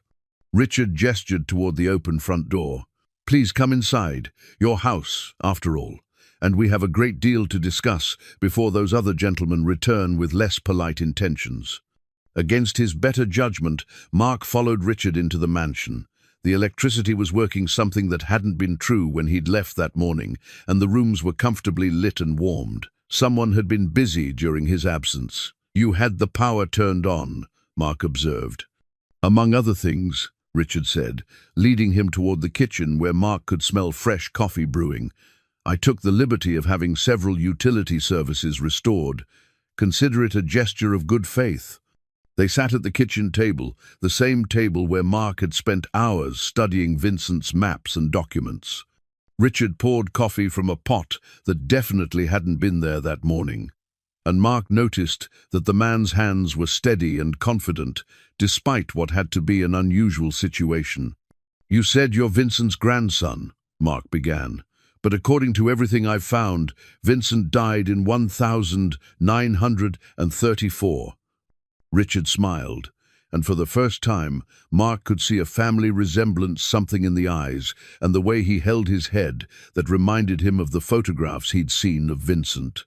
"Vincent Blackwood died in 1934, Richard agreed, "but my grandfather lived until 1987 under the name Richard Blackwood Sr. He chose to take his son's name when he faked his death, and I inherited both the name and certain responsibilities that go with it." Mark felt his understanding of Vincent's story shift again. "You're saying Vincent assumed his son's identity?" "It was a simpler time for such deceptions," Richard said. "My father Vincent's actual son had died in infancy in 1932. Vincent kept the birth certificate, and when he needed a new identity 2 years later, Richard Blackwood became a convenient solution." Richard reached into his jacket and withdrew a manila folder. "These are legal documents that will help clarify the situation. But the short version is that Vincent Blackwood's estate has been managed by his descendants for the past 37 years, waiting for the right person to emerge as heir to his complete legacy." Mark opened the folder to find documents that made the materials in Vincent's safety deposit box look simple by comparison.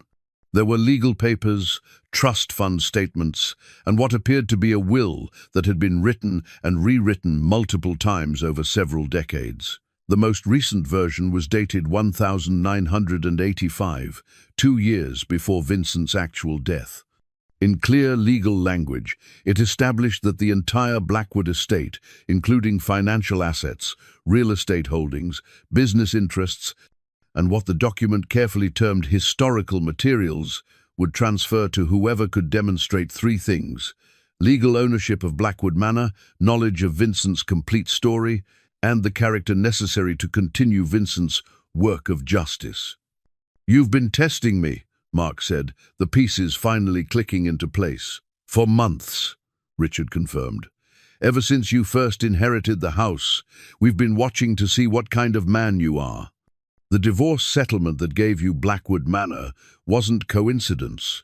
My family has significant influence in local legal circles, and we made sure the property went to someone who genuinely needed help, rather than someone who would simply sell it for quick profit." Mark stared at Richard, trying to process what he was hearing. "You manipulated my divorce settlement." "We influenced it," Richard corrected. "Your ex-wife was perfectly happy to saddle you with what she believed was a worthless property. We simply made sure that particular property was available for the settlement." "And the threatening visitors today, Chen and Patterson?" Richard's expression darkened. "Those men represent the same criminal network my grandfather spent his life fighting. They're still active, still searching for Vincent's evidence, and they still don't understand that the Blackwood family has been watching them for decades."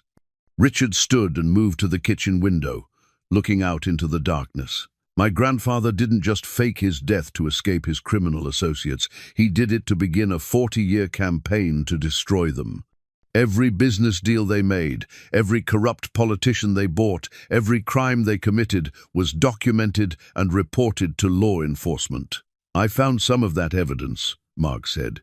"The photographs, the business ledgers." "You found pieces," Richard said. "The complete evidence cache contains documentation of criminal activities spanning from 1920 to the present day.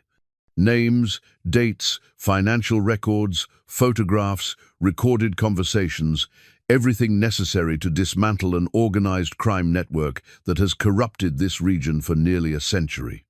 Richard returned to the table and sat down, his expression serious. "But here's what my grandfather understood, and what I hope you'll understand. Simply turning that evidence over to authorities isn't enough.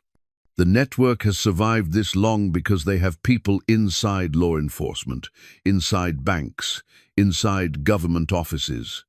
They've adapted to investigations before." "Then what's the solution?" Mark asked.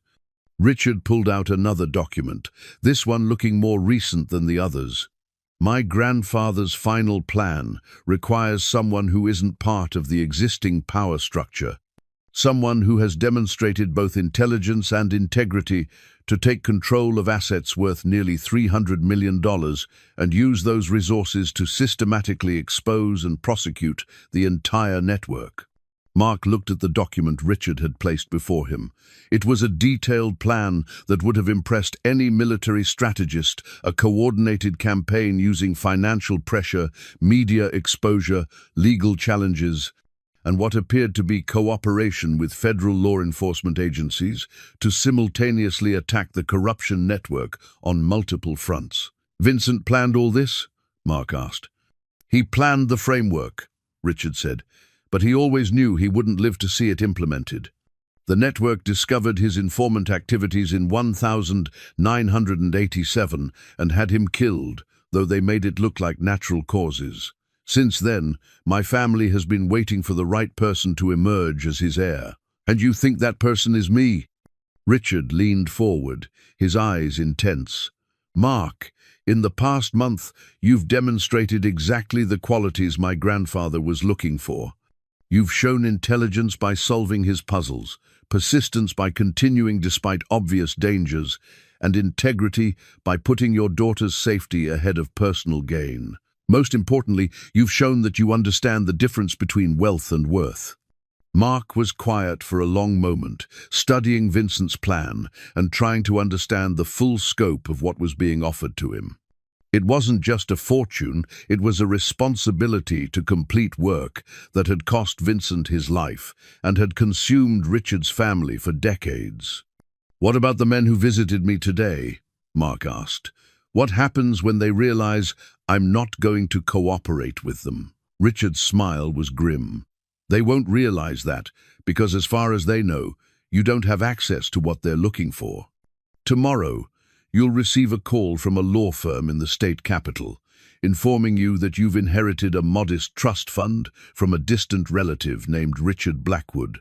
The amount will be enough to renovate this house and provide security for Emma's future, but not enough to suggest you found Vincent's main cache. And the real inheritance will be managed through separate channels that have been established for decades.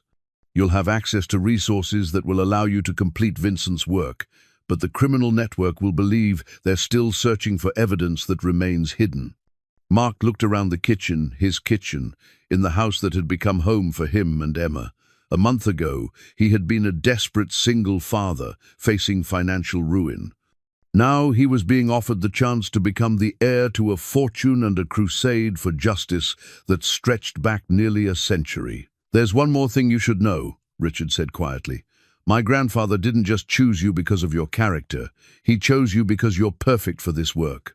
Your construction background means you understand how things are built and how they can be torn down. Your experience with financial hardship means you understand what corruption costs ordinary people.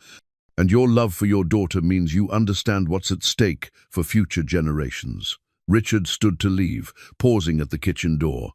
"Take your time deciding, Mark, but don't take too long. Vincent Blackwood waited 90 years for justice. The people who killed him are still profiting from the corruption he died fighting. And Emma deserves to inherit a world where crime doesn't pay and justice isn't for sale." After Richard left, Mark sat alone in the restored mansion, holding Vincent's pocket watch and trying to understand how completely his life had changed. The threatening visitors, the surveillance, the mysterious searches, all of it had been orchestrated by Vincent's family to test whether Mark was worthy of inheriting not just money, but a mission that would define the rest of his life. The pocket watch ticked steadily in his hands, counting time toward a decision that would determine whether Vincent Blackwood's final plan would succeed or whether the criminal network he had fought would continue corrupting future generations. Mark Thompson, unemployed construction worker and struggling single father, had become the focal point of a battle between justice and corruption that had been raging for nearly a century. And tomorrow, he would have to decide which side would ultimately win. Mark didn't sleep that night. He spent the hours before dawn walking through the mansion, seeing it with new eyes, now that he understood its true purpose. Vincent Blackwood hadn't just built a home, he had created the headquarters for a decades-long campaign against corruption, a fortress where evidence could be gathered and justice could be planned. The restored electricity allowed Mark to see details he had missed in his earlier explorations. Hidden switches controlled concealed lighting in the secret chambers.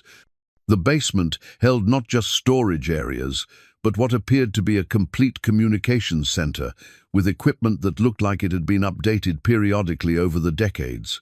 Vincent's descendants had been maintaining this place as a functional base of operations, not just a monument to the past. At sunrise, Mark called his parents to check on Emma.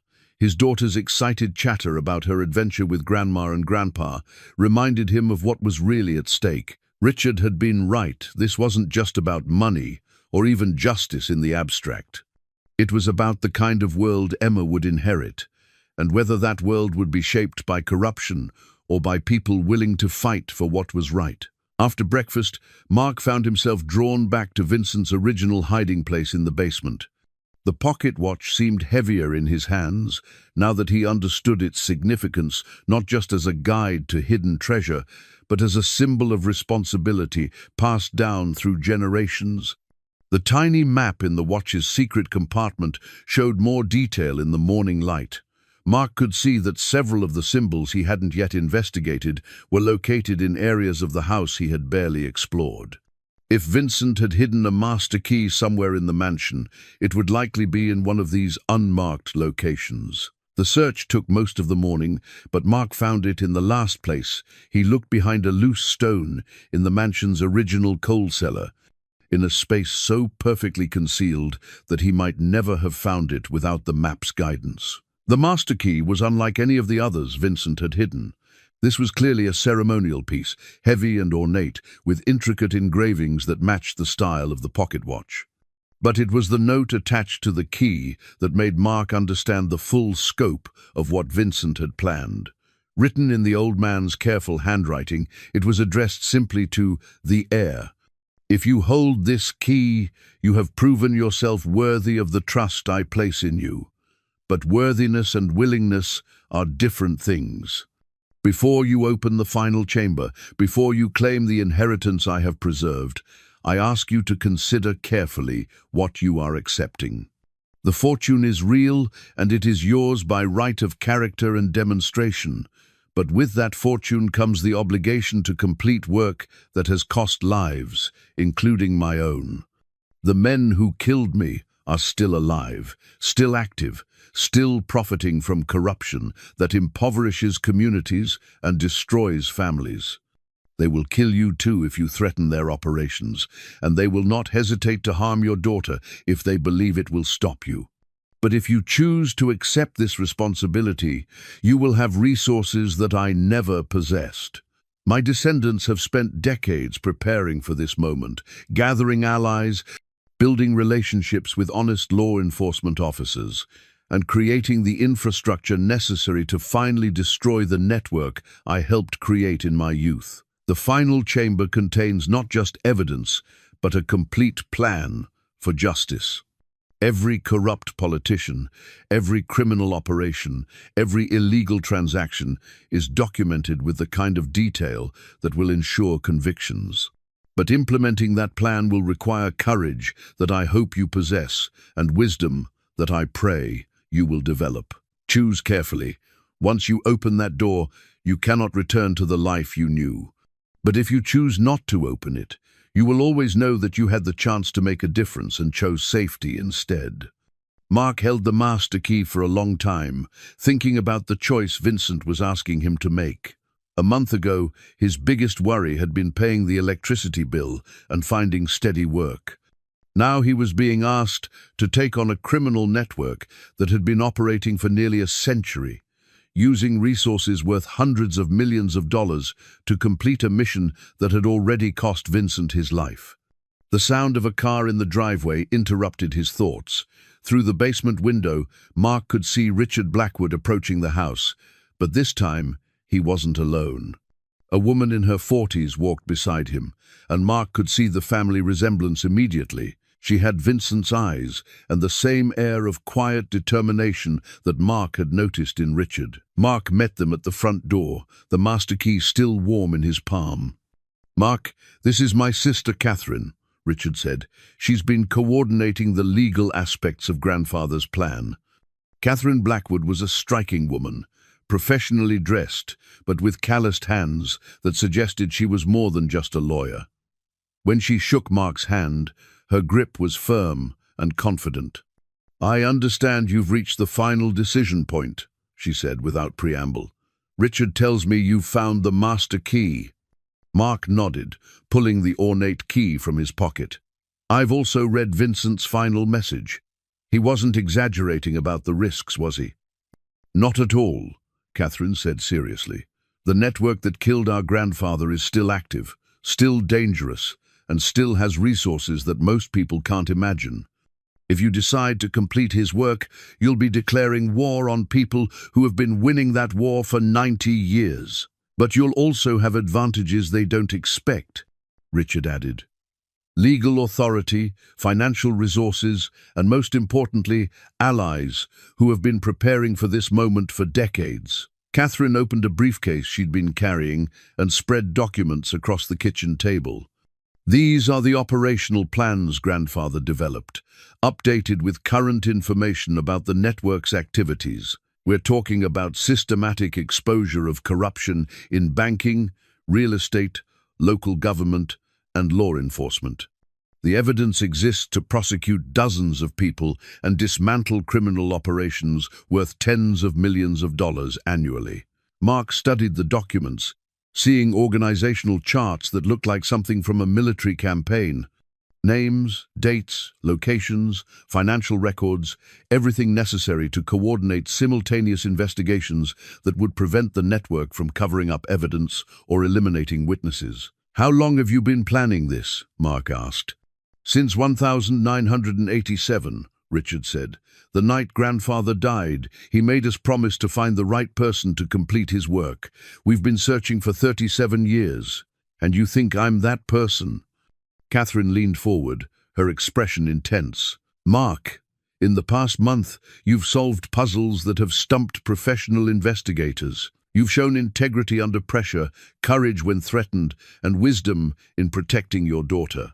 Most importantly, you understand what corruption costs ordinary families because you've lived that cost." "But I'm not a lawyer or an investigator," Mark protested. "I'm a construction worker who got lucky in a treasure hunt." "You're exactly what grandfather was looking for," Richard said. "Someone outside the existing power structure. Someone who can't be bought or intimidated because you have nothing to lose and everything to gain. The network has survived this long because they've been fighting people who played by rules that they ignore. You don't have to play by those rules." Catherine pulled out a thick folder marked Implementation Timeline. "If you accept, we begin immediately. Federal authorities have been briefed and are ready to coordinate with us. Media contacts are prepared to publish evidence simultaneously across multiple outlets. Financial institutions have been alerted to freeze accounts on our signal. We've even arranged for protective custody for you and Emma during the most dangerous phases." Mark looked at the timeline, seeing a carefully choreographed sequence of events that would unfold over several months. Grand jury indictments, asset seizures, media exposures, and public trials, all designed to ensure that the network couldn't cover up evidence or eliminate threats. "What happens if I say no?" Mark asked. Richard and Catherine exchanged a look that spoke of long-held hope and feared disappointment. "The modest trust fund becomes real," Catherine said quietly. "You'll have enough money to renovate this house, provide for Emma's education, and live comfortably for the rest of your life.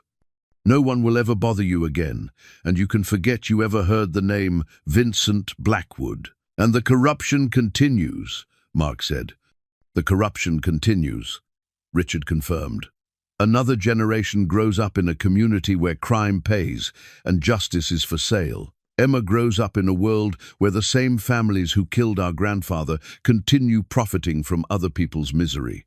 Mark stood and walked to the kitchen window, looking out at the garden where Emma had played just days before. Vincent Blackwood had faced this same choice in 1920, personal safety or public responsibility. He had chosen responsibility and paid the ultimate price. But his sacrifice had preserved the possibility that someday, someone would have the chance to finish what he started. "There's one thing I need to know," Mark said, turning back to Richard and Catherine. "If I do this, if I accept Vincent's inheritance and implement his plan, what guarantee do I have that Emma will be safe?" Catherine opened another folder, this one containing what appeared to be detailed security arrangements. "We've been planning for your daughter's protection since the day you inherited this house. Safe houses, private security, even new identities if necessary. Emma's safety isn't just our priority, it's our guarantee to you."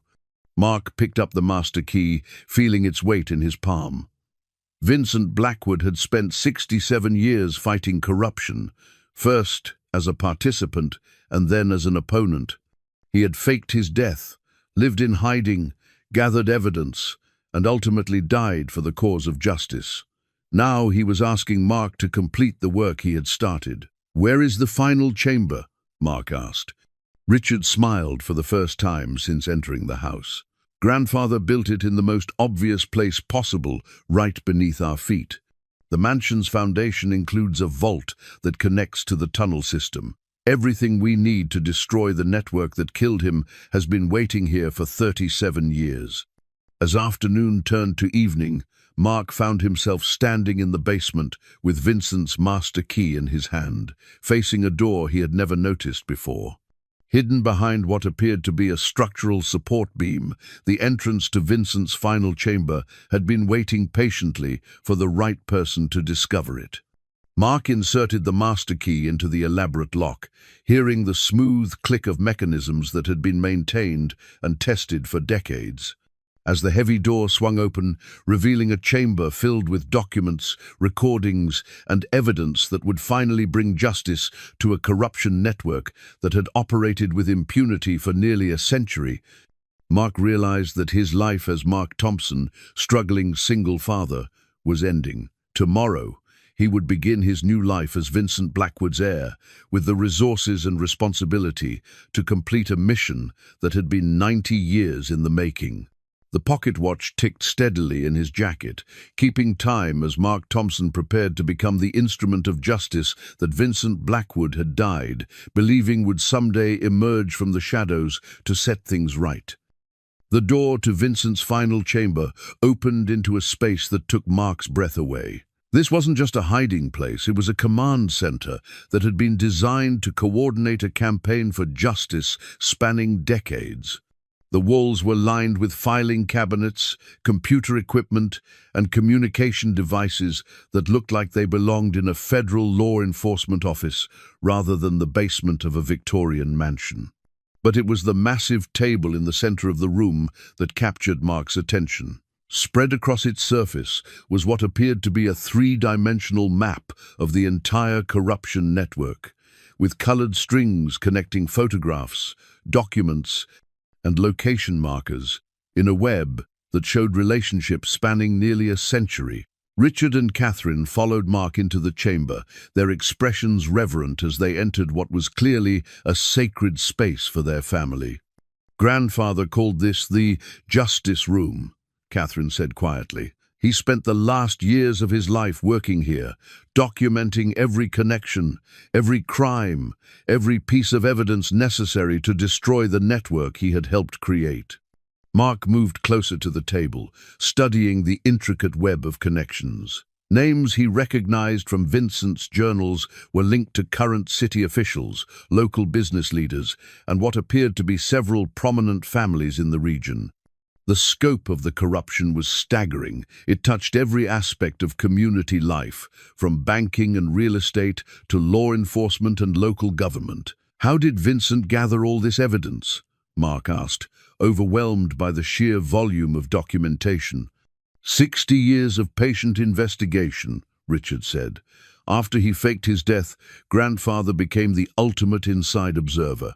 He had access to criminal operations because they thought he was dead, and he had credibility with law enforcement because he was providing information that led to successful prosecutions. He was perfectly positioned to document both sides of the corruption." Catherine opened one of the filing cabinets, revealing rows of meticulously organized folders. Every major crime committed by the network since 1934 is documented here. Financial records, photographs, recorded conversations, witness statements, everything necessary to secure convictions in a court of law.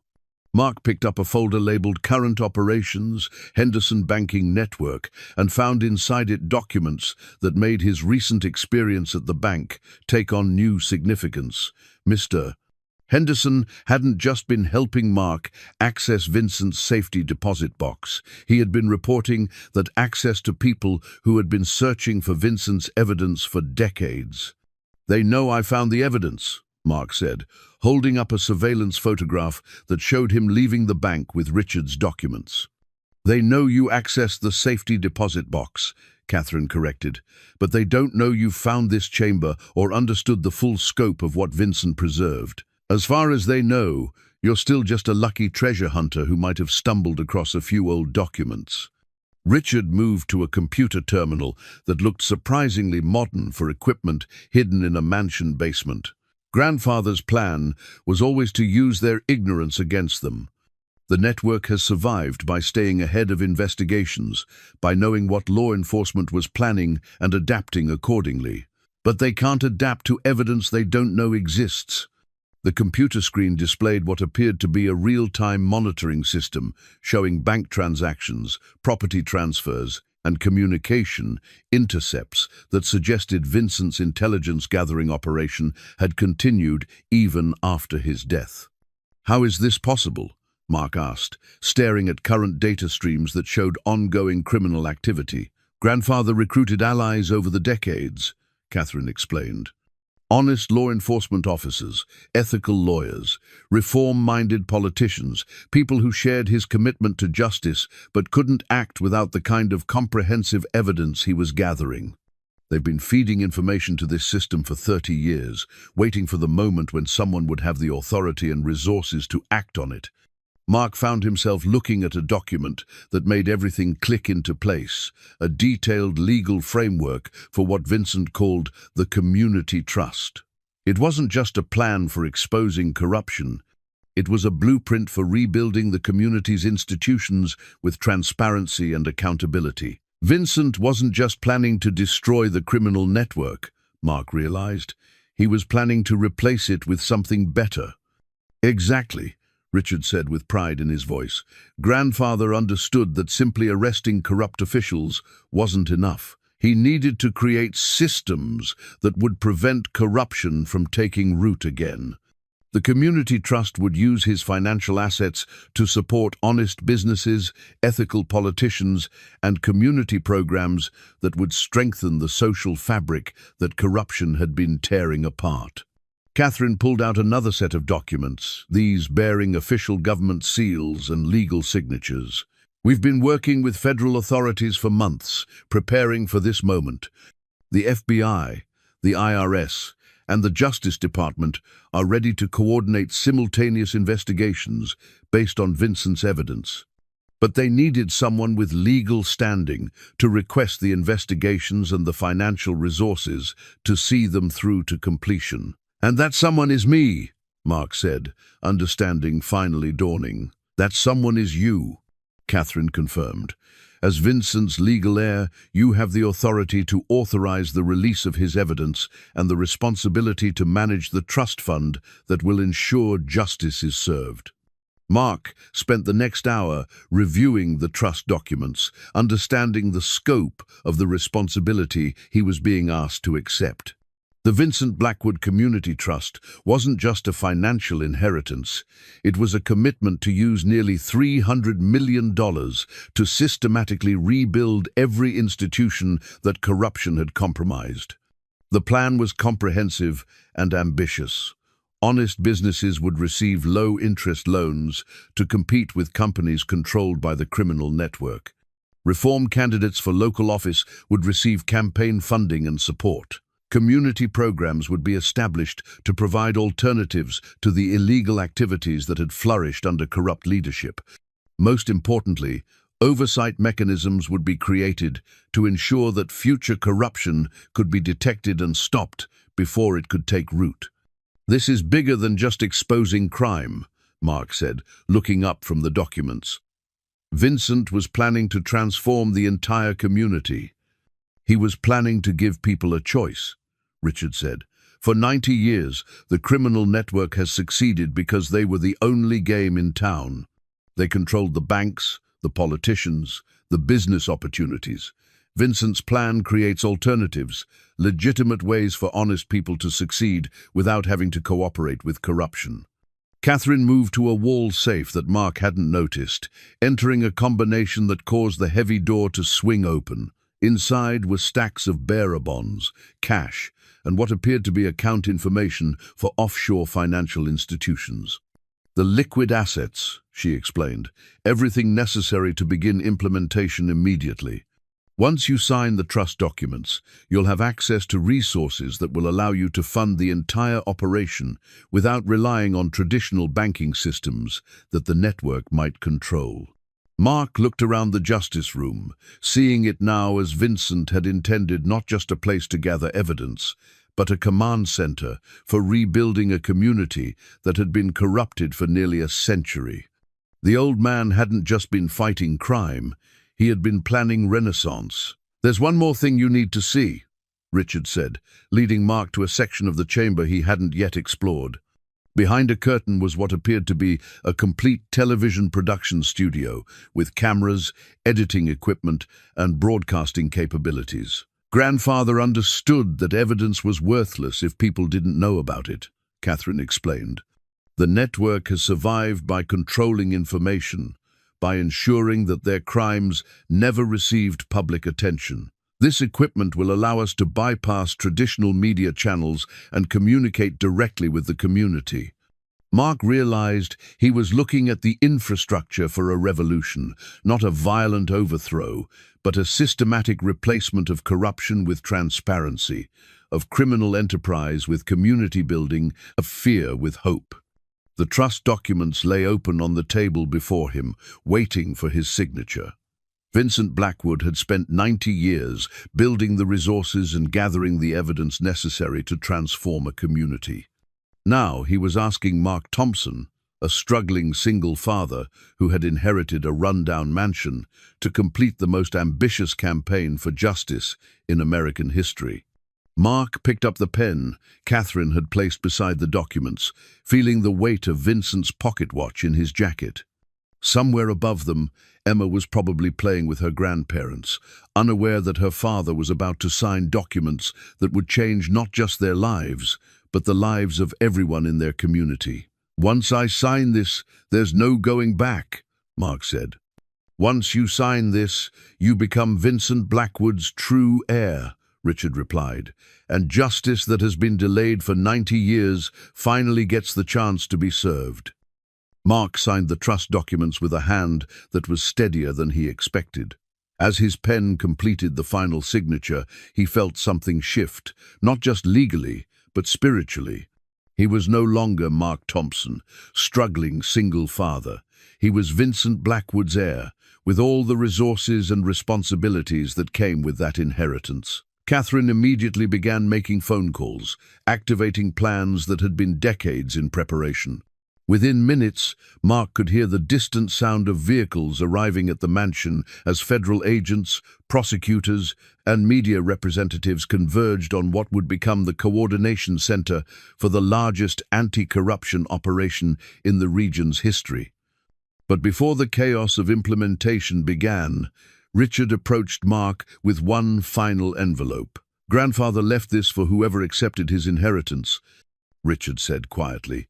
He wrote it the night before he died, knowing it would probably be his last chance to explain what he truly hoped to accomplish. Mark opened the envelope to find a handwritten letter that was different from all the other documents he had found. This wasn't written in Vincent's careful, business-like script. This was personal, emotional, the words of a dying man trying to communicate across time to someone he would never meet. "My dear heir, if you are reading this, you have chosen to accept a burden that I would not wish on anyone, but which someone must carry if justice is to mean anything in this world. You have seen the evidence of corruption, understood the scope of criminality, and accepted responsibility for completing work that has cost me everything I valued in life. I want you to understand why I made the choices that led to this moment. In 1920, I was a young man who thought he was clever enough to profit from other people's vices without being corrupted by them. I believed I could work with criminals without becoming one, could take their money without adopting their values. I was wrong about everything except one thing. I was clever enough to recognize my mistakes and spend the rest of my life trying to correct them. The fortune you inherit was built on crime, but it was cleansed through decades of legitimate investment and charitable work. Every dollar you will spend fighting corruption was earned honestly through businesses that provided real value to real people. I wanted to be certain that justice would not be funded by injustice. But money, no matter how it was earned, is not what makes you my heir. What makes you my heir is your willingness to choose difficult responsibility over easy comfort, to risk everything you have for people you will never meet, to believe that ordinary individuals can defeat systems that seem too powerful to challenge. I have been watching you for months, through my descendants who have become my eyes and ears in the world. I have seen how you care for your daughter, how you treat people who cannot help you, how you respond to pressure and temptation. You are the kind of man I hoped to become, but failed to be when it mattered most.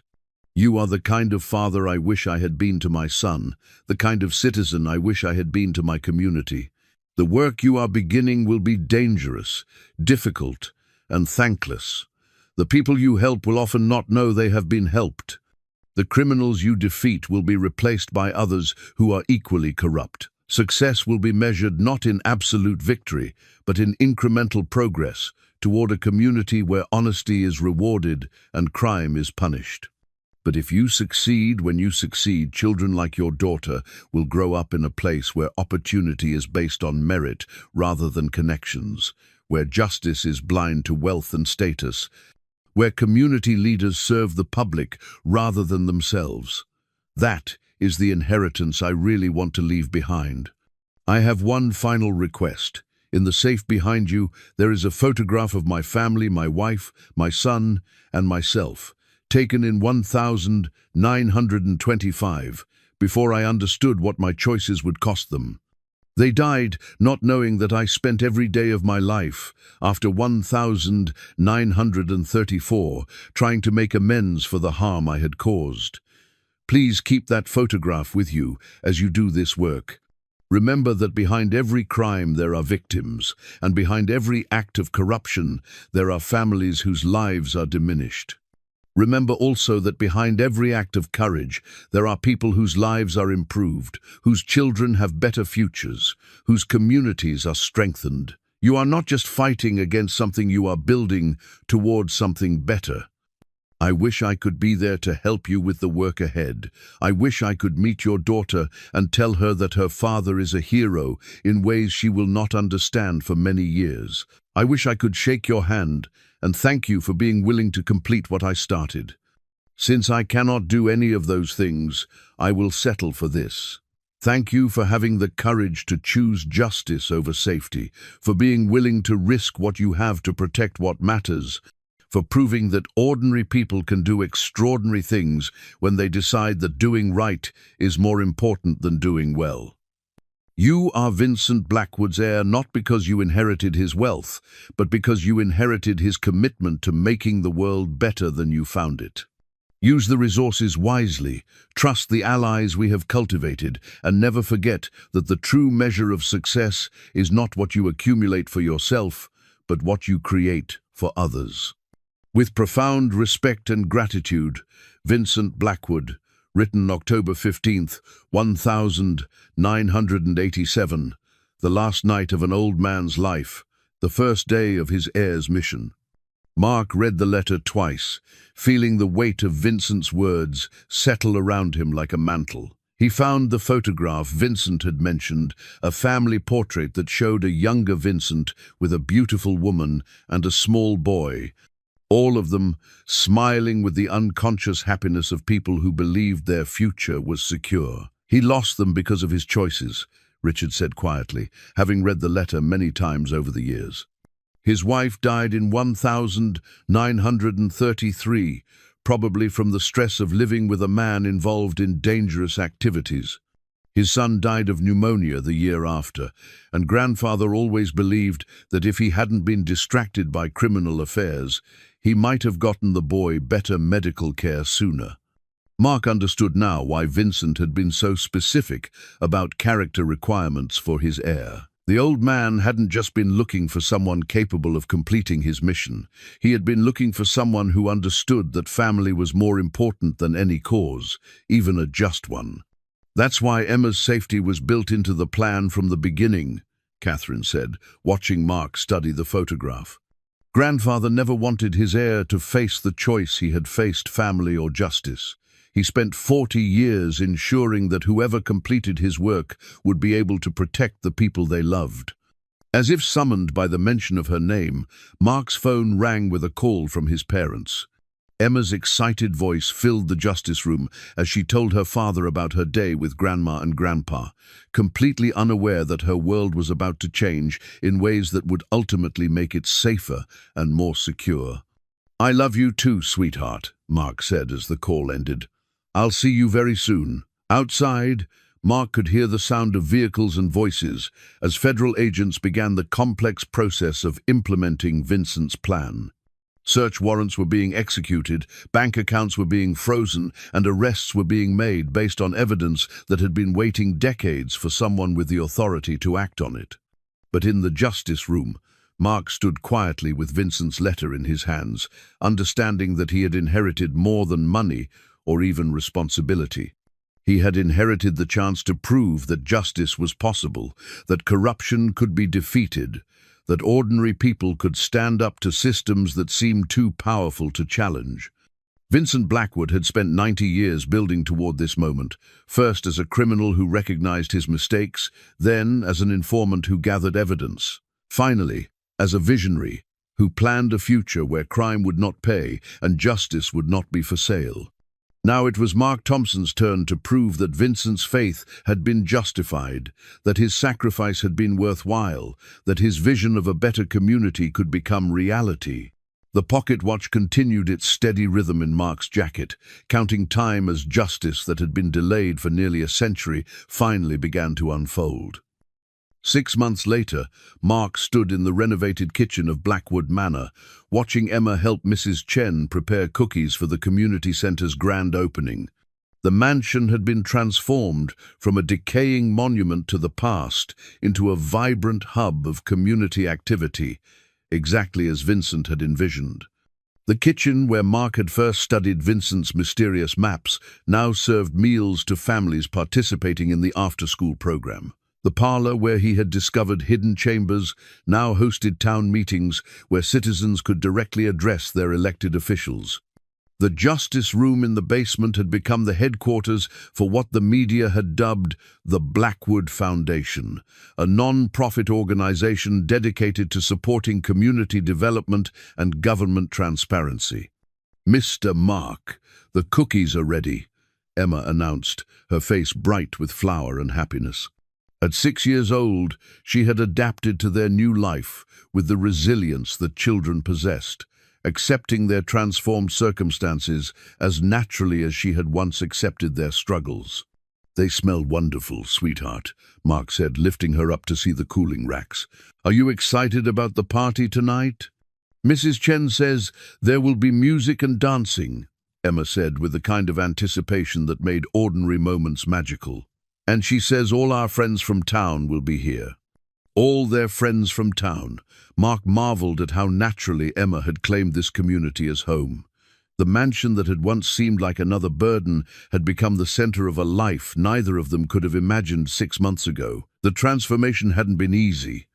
The federal investigations, triggered by Vincent's evidence, had resulted in 43 indictments, including several current city officials, 3 bank officers, and the entire Henderson family.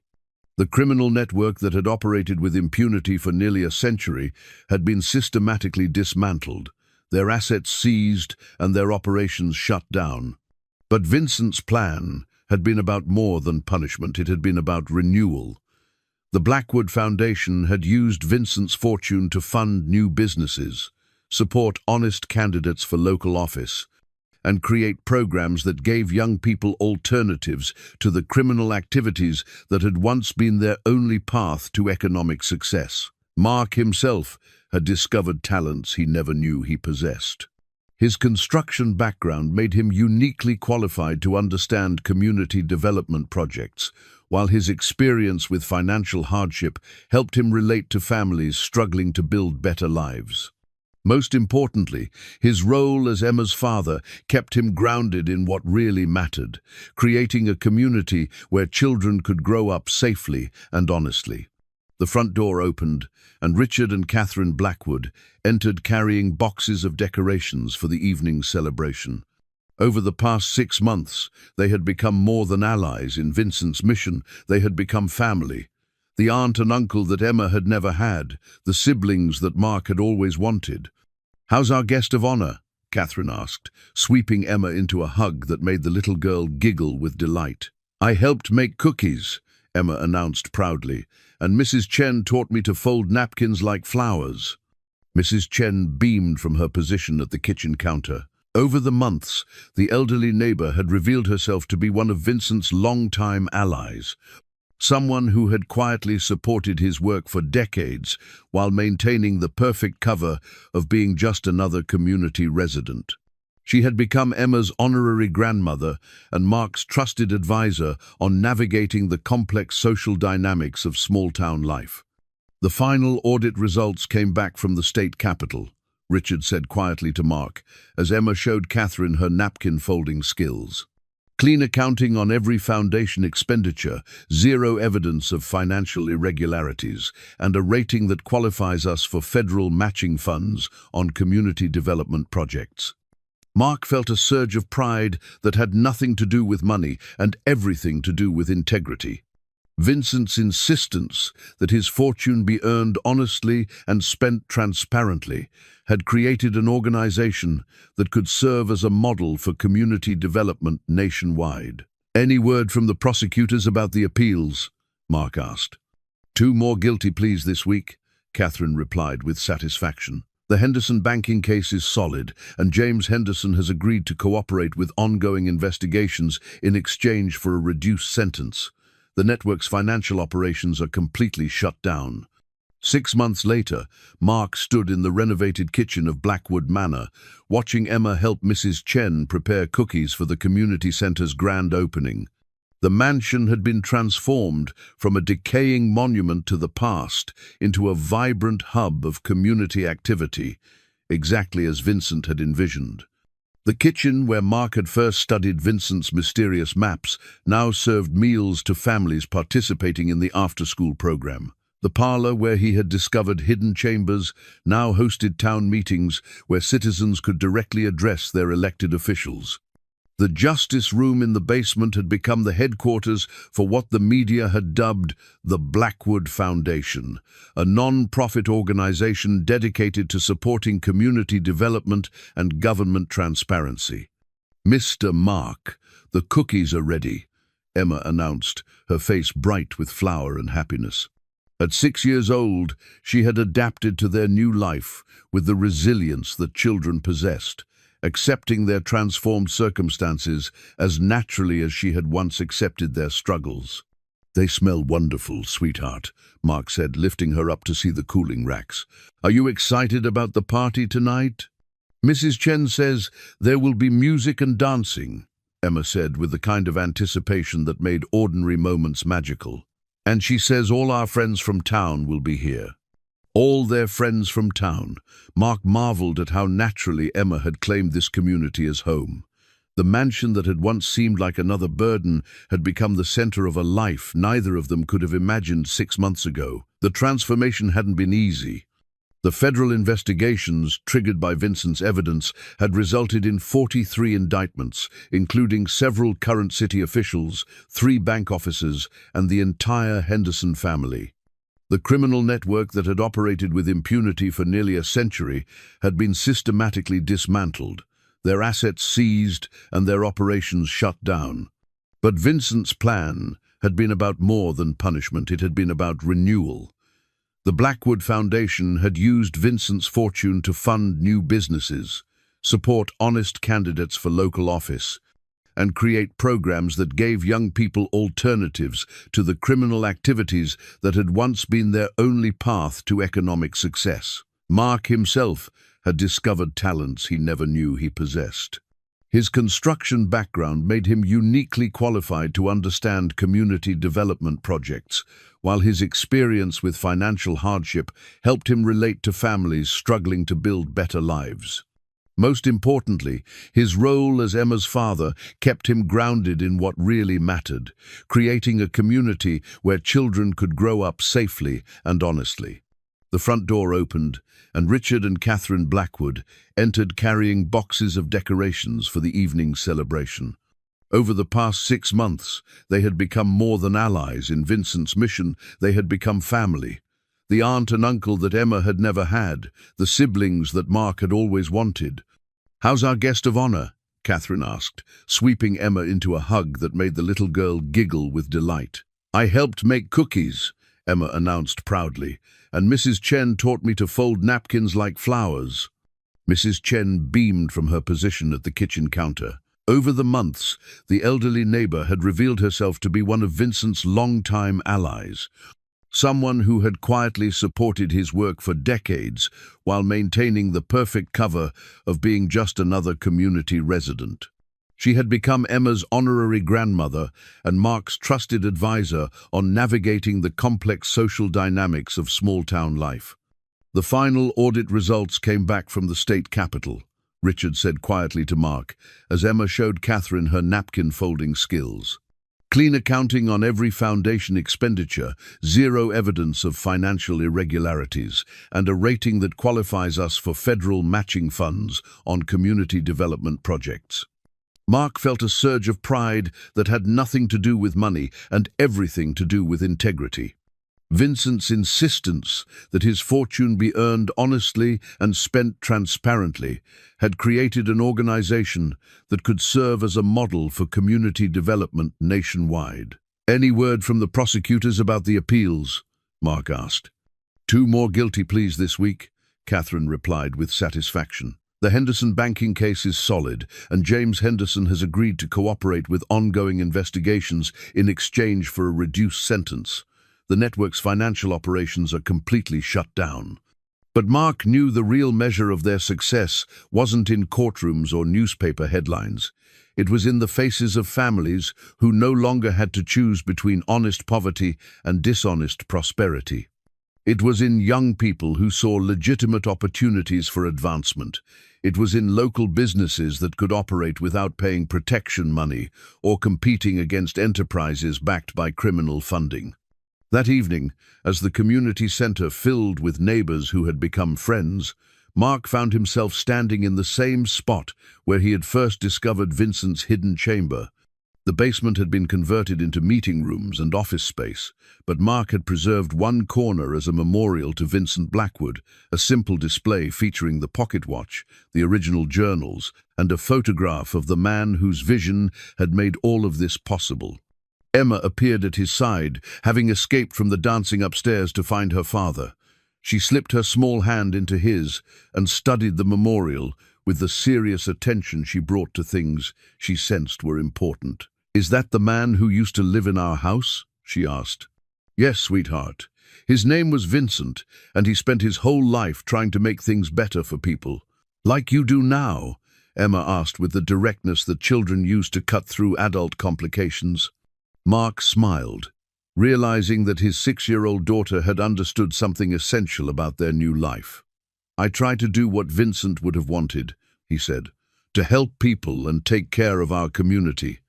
"And take care of me," Emma added, with the confidence of a child who had never doubted her father's priorities. "And take care of you," Mark agreed, lifting her into his arms. "Always." Through the windows of the community center, Mark could see the lights of a town that was learning to trust again. The new mayor, elected with Blackwood Foundation support, was implementing transparency measures that would have been impossible under the old system. Local businesses were thriving without the burden of corruption taxes. Young families were moving to the area, drawn by opportunities that were based on merit rather than connections. Sarah had visited the week before, ostensibly to check on Emma, but really to understand how dramatically Mark's life had changed. The conversation had been awkward at first, but Mark's obvious happiness and Emma's excitement about their new life had gradually softened Sarah's skepticism. By the end of her visit, she had admitted that she was proud of what Mark had accomplished and grateful that Emma was growing up in a place where integrity was valued over wealth. "She's different here," Sarah had said, watching Emma play in the mansion's restored garden. "More confident, more secure. You've given her something I never could have provided." Mark had understood what Sarah meant. Emma's confidence came not from material abundance, but from living in a community where her father was respected for doing the right thing, where she could see firsthand that individual choices mattered where she was learning that ordinary people could make extraordinary differences. As the evening celebration continued around them, Mark carried Emma upstairs to the room that had become truly hers, decorated with her own choices, filled with books and toys that had been gifts from their new community family, overlooking a garden where she had planted flowers and vegetables with Mrs. Chen's patient guidance. "Daddy," Emma said as he tucked her into bed, "are we rich now?" It was a question she had asked several times in recent months, trying to understand why their lives had changed so dramatically. Mark had learned to answer it carefully, helping her understand the difference between having money and being wealthy. "We have enough money to take care of ourselves and help other people," he said. "But what makes us really rich is having good friends, living in a safe place, and knowing that we're doing work that matters." "So," Emma nodded solemnly, as if filing this distinction away for future reference. "Vincent was rich too, wasn't he? Even when he didn't have money." Mark smiled at his daughter's wisdom. "Yes, sweetheart, Vincent was rich in all the ways that really matter." After Emma fell asleep, Mark returned to the community center, where the celebration was winding down, but the conversations were intensifying. These monthly gatherings had become more than social events. They were forums where community members could discuss problems, propose solutions, and hold their leaders accountable in ways that hadn't been possible for generations. Mark found himself talking with Tom Rodriguez, a young father who had started a construction business with a Blackwood Foundation loan after the criminal network's building contractors had been shut down. "My grandfather worked for the old system for 40 years, Tom said. "Paid protection money, hired people based on who they knew rather than what they could do, kept quiet about corners being cut on safety inspections. I want my kids to grow up in a place where you succeed by doing good work, not by knowing the right people." These were the conversations that reminded Mark why Vincent's mission had been worth the risks, worth the danger, worth the complete transformation of his life. Tom's children would grow up in a community where merit mattered, where corruption was exposed rather than tolerated, where justice was a reality rather than an aspiration. As the last guests departed, and Mark helped clean up from the celebration, he found himself alone in the mansion for the first time in months. The silence felt different now, not lonely or ominous, but peaceful and full of possibility. This house that had once been a burden had become the foundation for everything good in his life. Mark made his way to Vincent's memorial in the basement, where the pocket watch sat in its place of honor, still keeping perfect time after nearly a century. He pulled Vincent's final letter from the frame where it was displayed, reading again the words that had guided him through the most challenging and rewarding months of his life. "Thank you," Mark said quietly to the photograph of Vincent and his family, "for trusting me with this, for believing that someone like me could complete what you started, for giving Emma and me a chance to be part of something bigger than ourselves." The pocket watch ticked steadily in response, marking time in a house where justice had finally come home. Mark understood now that Vincent's treasure had never been the money, impressive as that fortune was. The real treasure was the opportunity to prove that corruption could be defeated, that communities could be rebuilt, that ordinary people could achieve extraordinary things when they decided that doing right was more important than doing well. As Mark climbed the stairs to the master bedroom, where he now slept peacefully every night, he reflected on the journey that had brought him to this moment. 6 months ago, he had been a desperate single father facing financial ruin, inheriting what seemed like another burden. Tonight, he was the director of a foundation that was transforming an entire community, the father of a confident and happy little girl, and the heir to a legacy that would impact generations. Emma's soft breathing drifted from her room as Mark passed her door, the sound of a child who slept securely because she lived in a world where her father's work made things better rather than worse. That security, Mark realized, was Vincent Blackwood's greatest gift, not just to Emma, but to all the children who would grow up in a community where justice was possible and integrity was rewarded. The pocket watch ticked on through the night, keeping time in a house where the past had finally been redeemed. The present was full of purpose, and the future promised hope for everyone, willing to choose courage over comfort, community over selfishness, and justice over convenience. Mark Thompson had inherited more than a fortune from Vincent Blackwood. He had inherited the chance to prove that one person's choices could change everything, and that sometimes the greatest treasures were the ones that allowed you to enrich other people's lives rather than just your own.